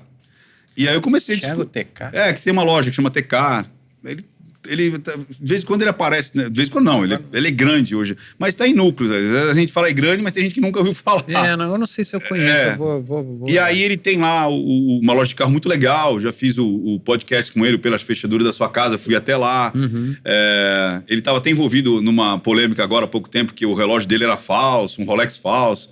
Daí ele falou, mas é mesmo. Aí o cara foi lá, ele comprou um Rolex verdadeiro e tal. Sim. E aí você tem o Não Minta Pra Mim, tem o Pela Fechadura. É assim, ó, tem o Não Minta Pra Mim, que é análise. Aí tem o Pela Fechadura, que é o podcast. Aí tem o Pela Fechadura da Sua Casa, que eu vou visitar as pessoas. E agora tem o Pela Fechadura da Sua Casa locais, que eu vou em locais. Eu vi que você foi em Dubai. E aí eu fui no Mercadão, aí o CEO do Mercadão apresentou o Mercadão pra mim, eu fui no Copan, aí o zelador do Copan, que tá lá há 32, 33 anos, apresentou, eu subi lá no cara, eu fui na casa de máquinas, onde tem fantasma. Então... eu tô me divertindo. Você grava tudo. Você faz, é um programa... as externas. Como se isso fosse aí. O teu então canal é um programa à parte. É o Pela Fechadura da Sua Casa. E aí tem o que essa casa eu vou falar com pessoas no ambiente da casa dela, porque eu acho que é muito mais legal. Tem pessoas que eu falo, cara, eu preciso ir na tua casa, porque seu lifestyle é diferente. Sim. Então a pessoa tem uma coisa diferente. Voltando aí, lá, eu falei assim, cara, olha isso, olha como ele tá atendendo, olha esses gatilhos, olha isso daqui. E eu dava treinamento disso. De venda com essa parte psicológica. Então, misturando essa parte psicológica com venda. Como é que nasce o Não Minta Pra Mim? Por conta da psicanálise, eu tô lá no programa da Kátia. Aí o Ricó vira pra mim e fala assim... Na realidade, eu apresentei um projeto pra ele. Falei, Ricó, vamos fazer um programa de empreendedorismo pra gente atender as pessoas e solucionar a vida das pessoas. Que, na realidade, foi o que eu acabei de fazer na Jovem Pan, que é o SOS Empreendedor. Depois de 10 anos, 13 anos, fui fazer na Jovem Pan. Eu apresentei isso pro Ricó. Aí o Ricó, não sei o quê. Aí ele virou pra mim e falou assim, você já assistiu Light to Me? Aí eu falei, o que é isso? Ele falou, não. Ele falou, você já assistiu Light to Me? Aí eu falei assim, é o Não Minta Pra Mim? Aí ele falou, Eu falei, já. Porque o Light to Me, que é Minta Para Mim, em português, o seriado chamava Não Minta Pra Mim. E aí ele falou assim, você sabe fazer aquilo? Eu falei, sei. Aí ele falou assim, então a gente vai fazer no programa da Kátia. Aí eu falei, pô, Rico, tô no projeto aqui de empreendedorismo, de atendimento. Não, esse projeto é ótimo, mas agora a gente vai fazer palhaçada. Eu não queria fazer. Eu falei, não, Rico. Te dou 500 bonés. Aí você tá bom. Não, aí eu falei, cara, isso é chato pra caramba, não tem nada a ver, ninguém vai gostar disso aí, olha isso. Ninguém vai gostar disso aí. Ele falou, não, é legal, você sabe. Eu falei, sei. Aí eu fiz, era pra fazer uma apresentação, aí ficamos acho que 3 meses, fazendo ali várias apresentações do Não Minta Pra Mim, então eu ia lá e analisava as tretas lá. E aí ela foi pra Bandeirante. E ele foi junto, né? E aí, tiraram o programa quer dizer, o meu quadro do ar. Isso em 2014. E aí eu fiquei 2 anos pra botar ele no YouTube, porque eu não acreditava que ninguém ia gostar daquilo. Foi quando a galera falou assim, que eu ensinava em vendas e eu ensinava uma parte de leitura. Justamente na parte da negociação, enfim, quando você está negociando ou vendendo, para você, né, entender o que está acontecendo ali. Meu rapport. E o pessoal, rapport e movimento de se afasta, não sei o quê, pega aqui, põe um copo na frente, tudo tem uma leitura. E aí o pessoal curtia isso aí. E eu ensinava. E aí a Patrícia Leles acusou o Feliciano de estu. E aí minha galera falou assim, cara, você viu isso? Eu falei, eu vi. É uma aula, minamente pra caramba. E aí meus alunos falaram, faz análise. Aí eu fiz uma análise pra eles. E aí eu subi e falei, é isso aqui e tal. E falei, essa mina tá mentindo por causa disso. Mas você deixou público ou não listado? Público. Tá. E aí foi muito doido, porque daí... uma semana depois, a polícia realmente comprovou que ela estava mentindo. Hoje ela é procurada pelo FBI. Loucura. Só que quando os meus vídeos no YouTube, eles tinham 50 visualizações. 300 visualizações. Uma vez teve um vídeo que deu 1.200 visualizações. Eu falei, uau! Mais de 1.000 pessoas. Imagina, 1.000 pessoas eu falei, numa sala. Que legal, tal. Aí esse vídeo deu quanto? 100.000 visualizações em uma semana. Aí eu falei, opa! Tem negócio aí. Aí eu falei, vou fazer outros. Aí comecei a fazer. Aí deu Camila Pitanga. Deu 1 milhão de visualizações em 3 dias. Foi o primeiro que bateu 1 milhão. Foi o primeiro que bateu 1 milhão no meu canal. O meu canal foi o primeiro do segmento que bateu 100 mil. E aí, 100 mil inscritos. E aí, quando bateu 100 mil inscritos, passou um pouquinho, eu fui hackeado. E aí, eu fui hackeado 3 vezes já. Caramba. E aí, deu um problema seríssimo de crescimento. Sim. Mas aí, eu comecei a fazer isso aí. A galera Não, na época do vídeo da Camila Pitanga, eu te mandei a mensagem. Você lembra mais ou menos quando foi essa mensagem? Não lembro. Eu lembro te convidando para você dar entrevista pra minha mãe. Que eu fiquei super lisonjeado. Aí você veio, a gente gravou. Eu que operei as câmeras, se não me engano. Aí vocês gravaram a entrevista de vocês. Depois a gente gravou junto, nós 3. Gravamos. E depois, então, foi a incubadora do Osnagli ali também, de certa forma. Mesmo. E depois a gente gravou um vídeo nós 2. Foi. Nesse mesmo dia. Nesse mesmo dia. Eu levantava, dava rec na câmera e sentava de novo e gravava. A gente gravou. Tem isso no nosso canal. Foi mesmo. Tem isso, tem. Procurem aí, porque é histórico. Tem mesmo. A gente falando. E aí depois eu te passei o contato da Sabrina, minha ex-mulher. Aí você fez programa na Record. Fiz o programa na Record com a Sabrina. Que era um negócio de relacionamento. Era de relacionamento. Né? Uns ursinhos, explicavam uns bichinhos de pelúcia. E eu tinha que acertar qual que a menina ia escolher. Aí eu falava assim, ela vai escolher fulano, tal, não sei o quê. E eu acertei. Sim. Foi legal pra caramba. Foi isso mesmo. Aí a gente foi fazer o Stream Speaker. Foi tudo uma sequência de fatos, assim, também. Foi isso mesmo. E depois você foi crescendo pra caramba também. Não, óbvio que você já tava com várias iniciativas ali que estavam super promissoras. E, comitantemente, foi esse lance. Eu fiz o primeiro livro em 2009, depois outro em 2010. Aí eu fui escrevendo os livros. Aí surgiu o canal do YouTube. Eu já vinha fazendo palestra de venda, de persuasão e tudo mais, que eu faço até hoje. Até hoje, eu dou treinamento de venda, dou palestra de venda, o Extreme Speaker, que é de comunicação mais ampla, essa daí que é o que eu chamo que é o Não Minta Pra Mim, que é a linguagem silenciosa pura, ou seja, ensinar só linguagem silenciosa também. Então tem vários produtos. E agora você está agenciando. Também. Então a pessoa, ela entra no Não Minta no Extreme Speaker, aí eu falo, cara, você tem talento. Tendo talento, aí eu coloco ela na mídia. Passando por aqui, eu dou uma agenciada nela para que ela consiga andar e se apresentar e ser chamada, como ser chamada. E a partir daí a gente também começa a assumir as redes sociais. Aí você vira uma agência. Eu viro uma agência. Uma agência que replica aquilo que eu consegui fazer comigo. A gente pegou aquela de Dubai, a gente bateu mais de 1 milhão em uma semana com os vídeos dela. Legal. Ou seja, a gente... Essa de Dubai é uma moça? É uma moça de Dubai. Eu vi que você estava fazendo conteúdo lá, mas eu não assisti tudo ainda.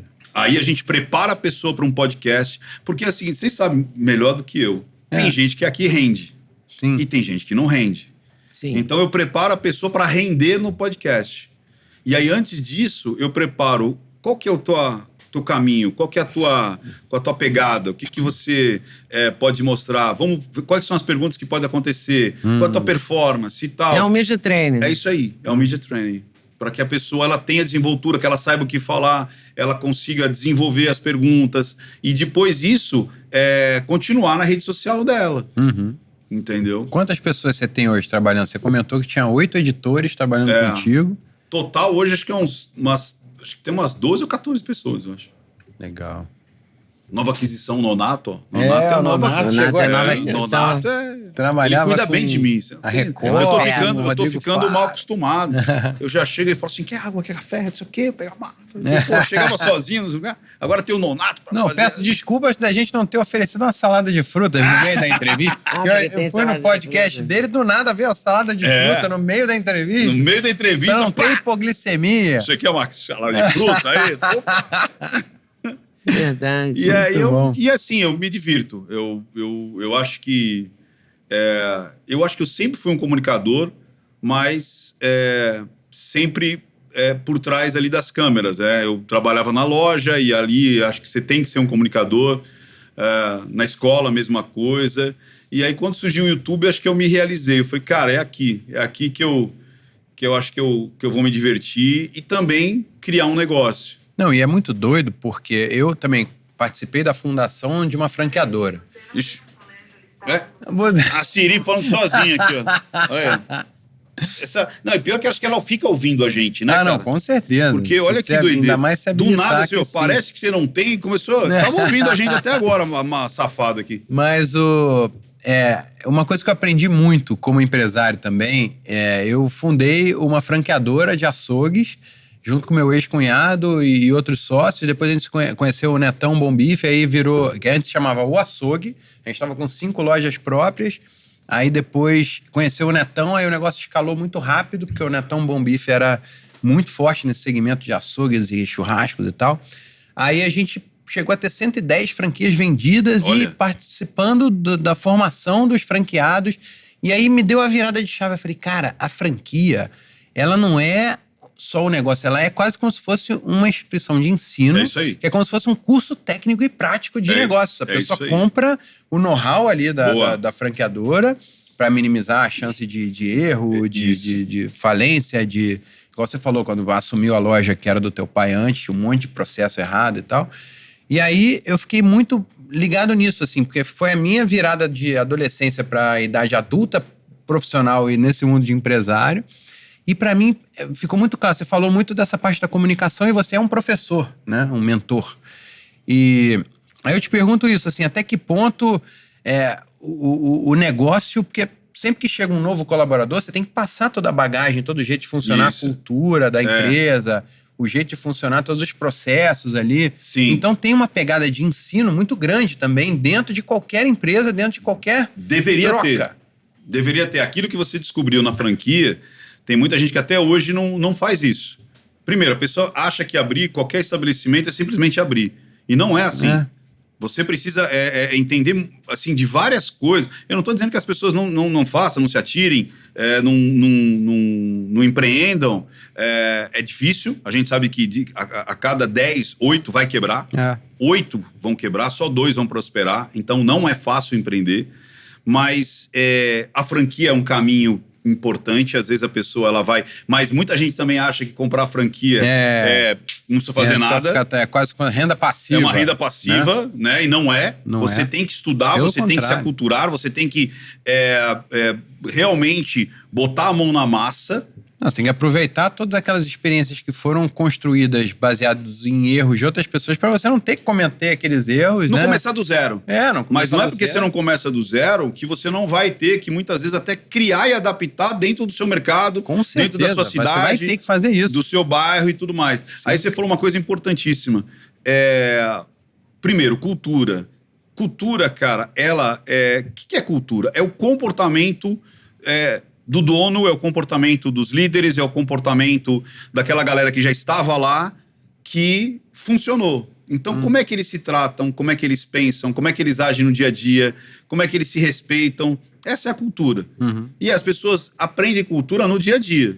Eles vão percebendo. O Nonato, por exemplo, o Nonato deve ter percebido, tá começando a entender a nossa cultura. Deve ter trabalhado com outras pessoas e tá entendendo como é que eu trato os meninos, como é que os meninos me tratam, como é que a gente conversa, como é que a gente resolve as coisas. Isso é cultura. Às vezes a pessoa quer florear, porque a cultura... Não, a cultura é o dia a dia, é o comportamento, é o trato, é o respeito. Isso é a cultura. Agora, umas coisas... tem a linguagem não verbal, porque às vezes desculpa, eu não pude escutar o que você disse, as suas ações estavam falando tão alto que... Agora, uma coisa que a gente começou a pegar muito no pé foi o que eles chamam de playbook. O que é o playbook? O playbook é o manual. É o manual do que aquela pessoa tem que fazer dentro daquela empresa. E quando você tem playbooks muito bem definidos, ou seja, manuais muito bem definidos, o que a pessoa vai fazer, ou seja, aquilo que eu fazia lá atrás, lembra? Que eu tinha o treinamento orgânico, que era o que você tem que fazer. Aí, quase que uma cultura, a gente atende dessa forma. Aí depois, as técnicas de venda e as técnicas o treinamento de produto. Então era tipo assim, isso aqui é couro, isso aqui é curvinho, isso aqui é cromo alemão, isso aqui é uma como é que a gente falou? Camurça e veludo. Isso é um veludo cotelê, isso aqui é um veludo molhado, isso é um Chanel, isso daqui é um croque e assim por diante, né? O saltinho fachetado, aquela coisa toda. Isso é produto. Isso é a parte técnica sobre os produtos que você está oferecendo e como você vai ajustar aquilo para o consumidor. Isso aí. Você não vai chegar e oferecer uma coisa que obviamente não vai querer. E a gente estava numa... Tem que achar o conjunto comum ali, a interseção. A gente faz, e aí a gente percebeu que a gente teve que parar, então a gente parou, e aí é a hora que às vezes você fica desesperado, porque você tem que entregar, e ao mesmo tempo você fala, cara, mas eu vou ter que parar. Então a gente começou a dar uma parada para construir esses playbooks dentro da nossa empresa, que daí a gente viu que era muito replicável para outros funcionários, ou melhor, para outros experts. Olha que interessante isso. Que é o que a gente colocou agora. Ou seja, aquilo que a gente parou e colocou num processo, hoje a gente vende para outros experts. Sim. Então, não só para mim. Se funcionou para mim, vai funcionar para os outros também. E tem funcionado. Universal, né? O que é universal ali. Então, isso é muito legal que você puxou essa que eu acho que está muito ligado. Tanto a comunicação e a educação. Não existe uma coisa sem a outra, né? Não existe. As duas partes são complementares e é como você falou, quando a empresa começa a entender que ela é também um braço de educação, aí é que acho que é a grande virada de chave. E até o colaborador também, o próprio Geraldo Rufino, quando veio aqui, ele falou, não, eu fui empreender no CNPJ do meu patrão no começo da carreira dele, né? Você pode empreender no CNPJ do outro, porque você não está recebendo só o pagamento, só o salário, só o pagamento, você está recebendo também a formação ali, o conviver com aquelas pessoas, você está aprendendo, está assimilando um monte de coisa, tá treinando um monte de coisa, testando um monte de coisa. E isso também é moeda de troca. Igual você pode comprar passagem com dinheiro e milhas, né? Você tem a milha e com tudo é assim, né? Na parte de contratar alguém ou com cliente é a mesma coisa. Essa coisa de networking que tá na moda agora também, né?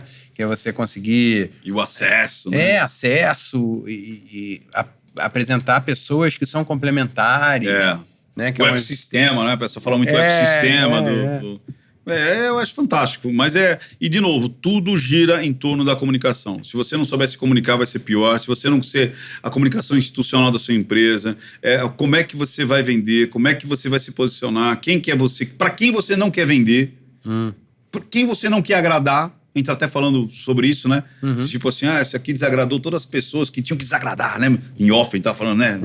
Então, você tem que vestir a capa de quem você vai desagradar também. Porque tudo é escolha na vida. Tudo é escolha. Não, tem gente que você vai ter que desagradar. Todo mundo é impossível. E tá tudo bem. É engraçado que as pessoas falam assim, decepcionada com o Ricardo, deixando de seguir 3, 2, 1. Vai te catar, vai embora de uma vez. O emoji de vomitinho, que é o quê?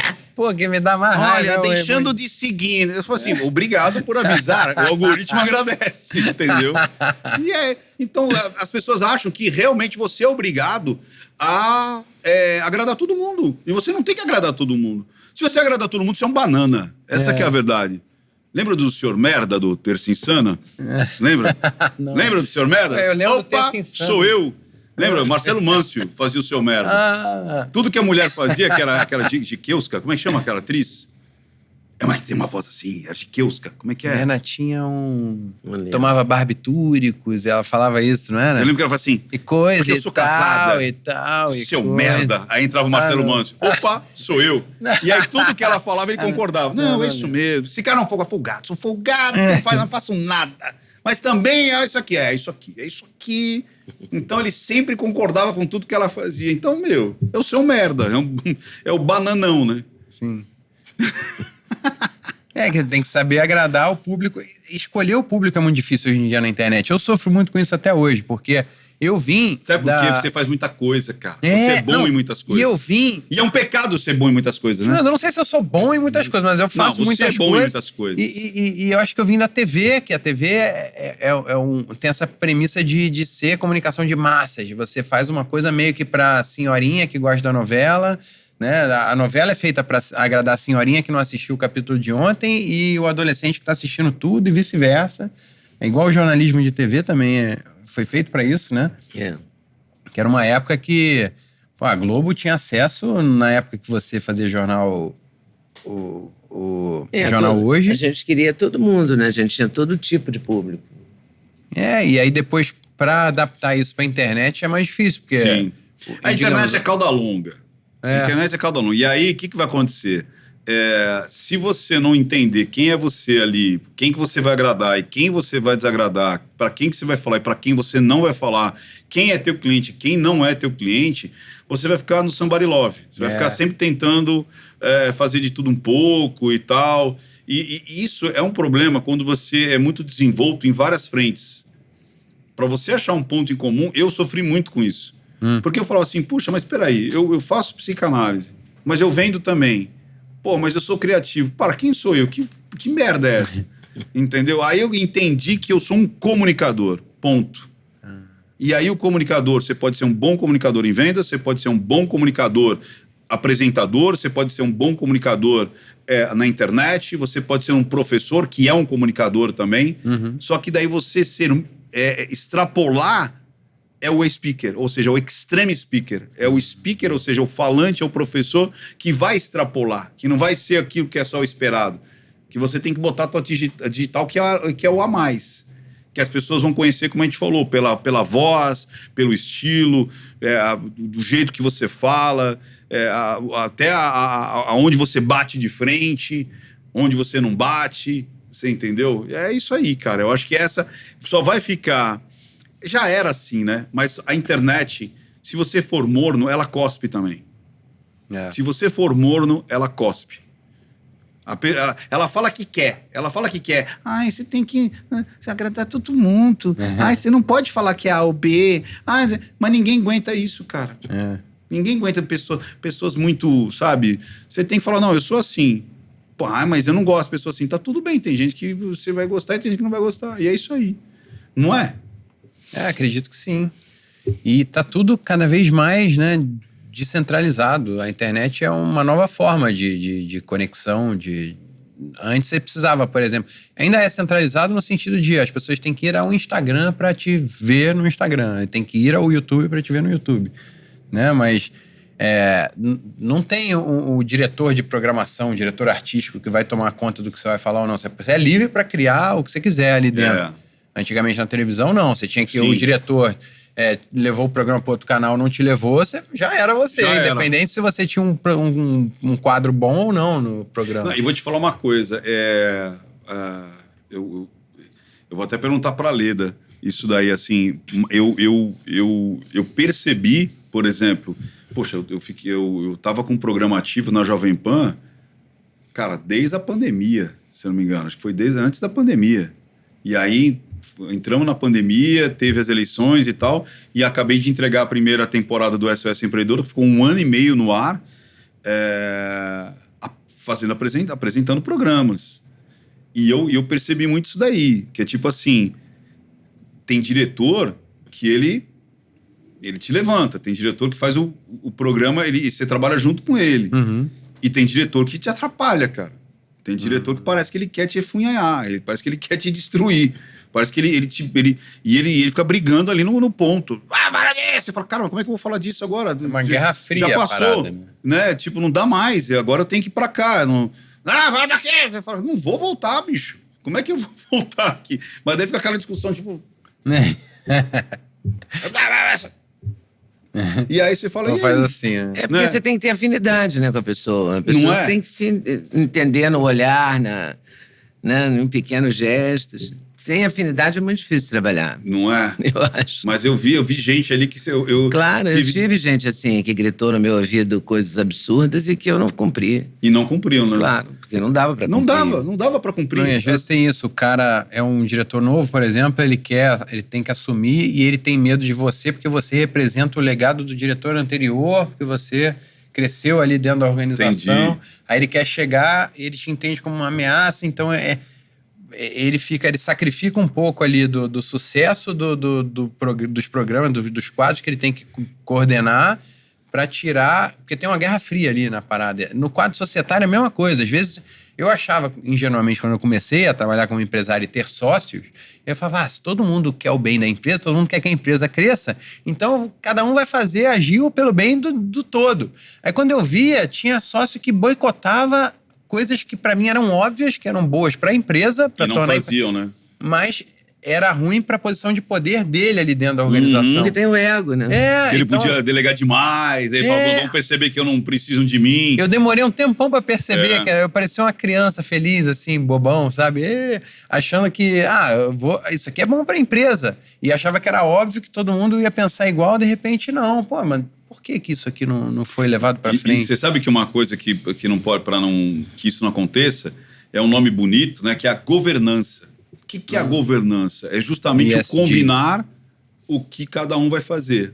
Então, você está nessa posição, meu sócio, o que você vai fazer? Você vai fazer isso. O que você não vai fazer? Você não vai fazer isso. O que é responsabilidade sua? É essa. De ter um acordo de acionistas. O que não é responsabilidade sua? Não é. E se acontecer tal coisa, o que a gente vai fazer? A gente vai sentar, vai desligar o que é aceitável, o que é negociável e o que não é. Então, às vezes, as empresas, quando elas começam a ficar grandes, se ela não tem uma governança, é justamente aí que a coisa degringola. Por quê? É a briga de egos. Tem que ter um maestro. É isso aí.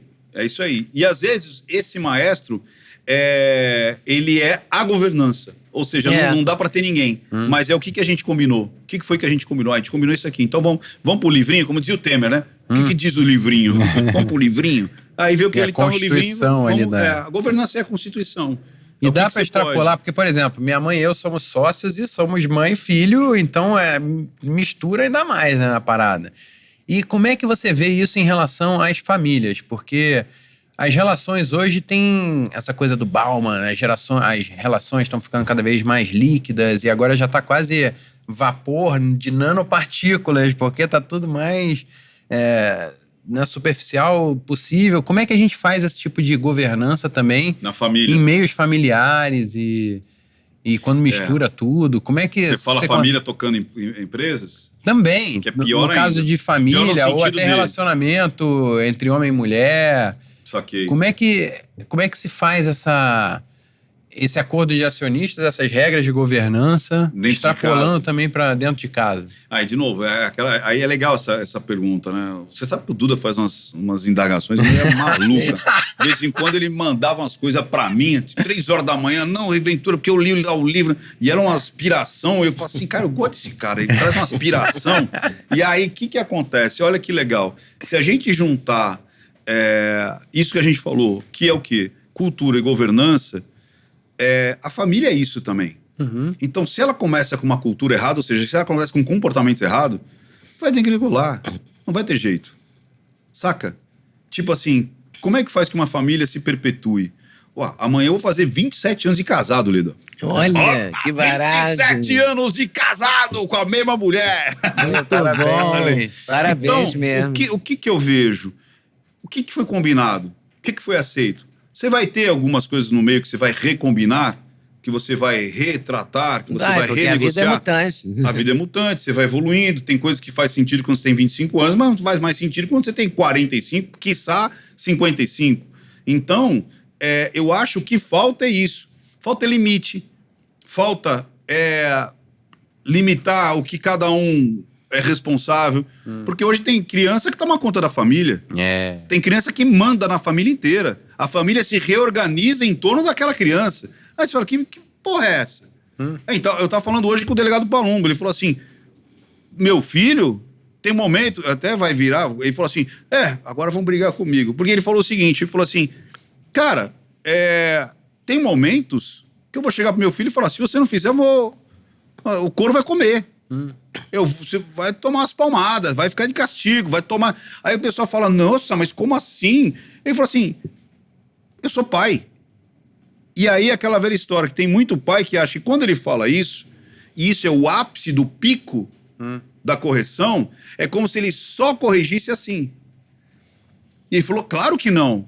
A minha educação, sei lá, 90 e tantos % é na conversa, é no exemplo, é eu fazendo, a mãe dele fazendo. E aí eu posso cobrar porque eu faço. Então, se eu faço, meu filho vai ter que fazer também, porque não adianta eu pedir para ele fazer uma coisa se eu, tipo, não pega o celular na mesa e eu fico no celular, ele vai falar, opa, peraí, se meu pai fica no celular comendo, por que eu não vou poder ficar?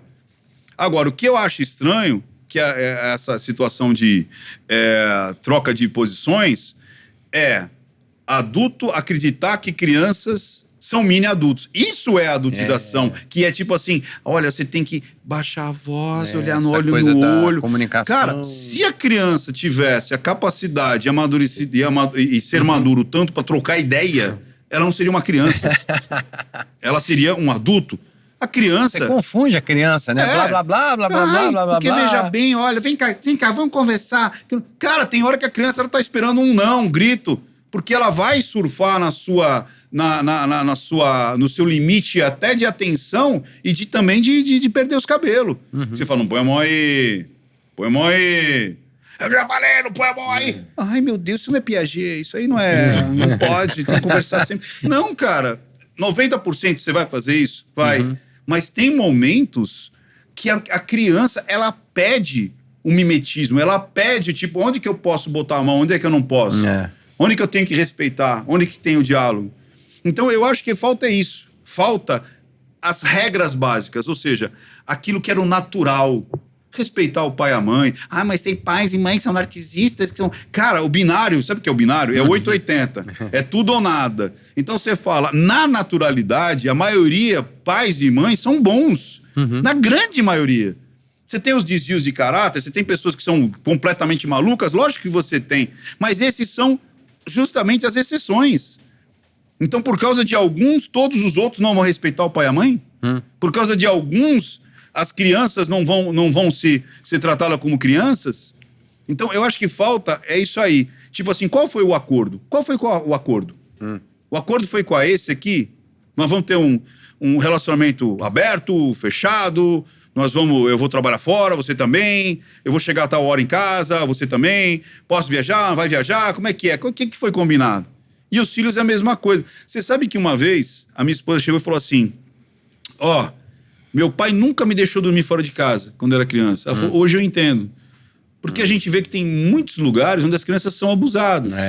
Justamente por até familiares ou amigos e tudo mais. Então, esse cuidado, o pai dela quis com ela. E tá tudo bem, deu certo.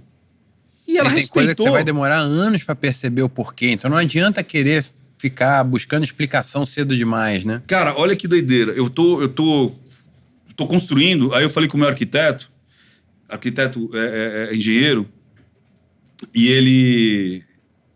ele falou o seguinte, ele falou assim, eu cheguei de moto lá, né, pra variar, né, como eu cheguei hoje aqui de moto, né, aí ele falou, pô, você tem moto? Eu falei, cara, eu sempre andei de moto, aí quando eu casei, meu pai me tomou a moto.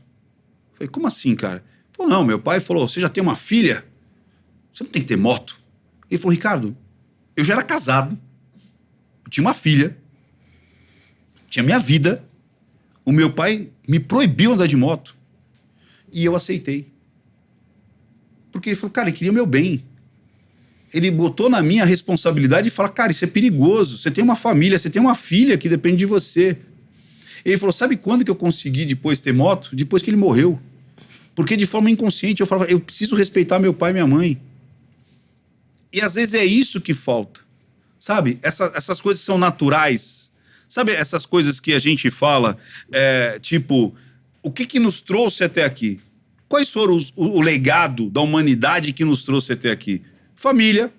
Cara, não tem uma história de um país, de um condado, de uma tribo que não estava baseado no quê? Em família, respeito aos ancestrais, o religare.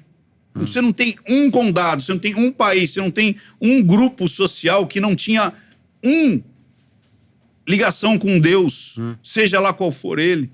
Você não tinha um que não lutava para defender as suas terras, o patriotismo. Você não tinha um que não tinha a referência dos seus heróis.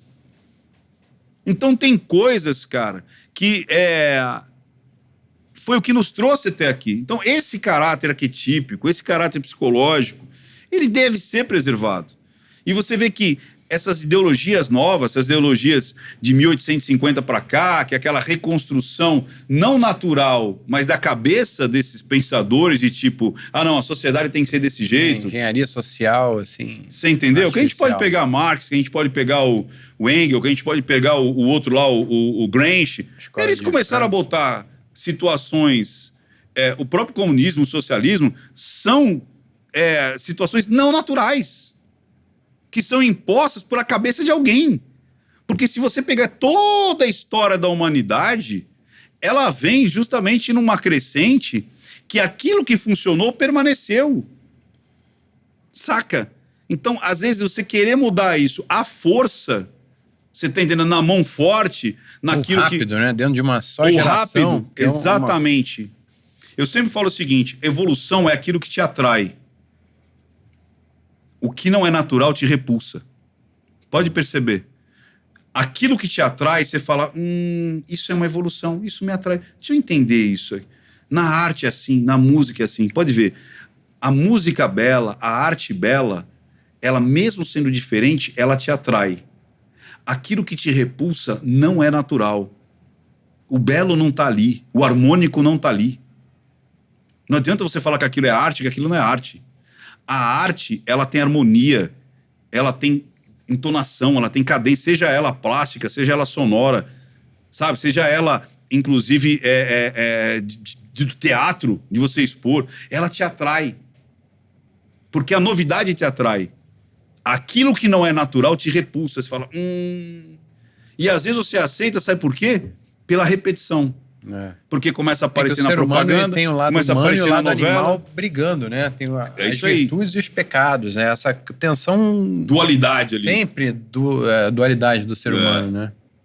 Mas eu acho que e tudo isso é comunicação, né, cara? Sim. Tudo isso é como a comunicação. Janela de Overton. Como é que algo que é completamente inaceitável, ela começa a virar regra? Porque eu vou mostrando de forma gradativa, eu vou mudando o foco da janela devagarzinho. Como? Jornalismo, televisão, teatro, novela, streaming, redações, livro. Você vai falando aquilo e vai aos pouquinhos. Daqui a pouco o pessoal pensa, todo mundo tá fazendo isso. Né? Daqui a pouco você viu a novela que você torcia pra Bibi Carabina lá. Como é que chamava a moça que fez a Zoiuda lá, bonitona lá? Juliana. Juliana Paz. Você tava torcendo pra mulher do traficante, pô. Eu falei, ai, meu Deus, ela tem que se dar bem. Mas que negócio é esse? Na Casa de Papel, quem não torceu pelos bandidos na Casa de Papel? Olha que aquela doideira. Expressão, o que uma geração aceita, a próxima geração abraça. Então vai sempre a janela de Overton, é isso aí. O que era assim, impossível, que era inaceitável, começa a ser talvez...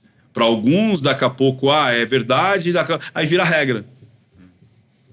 Que perigo, hein? Pô, muito bom. A conversa é excelente. Dá vontade de ficar mais 2 horas aqui conversando. Abrir um vinho, né?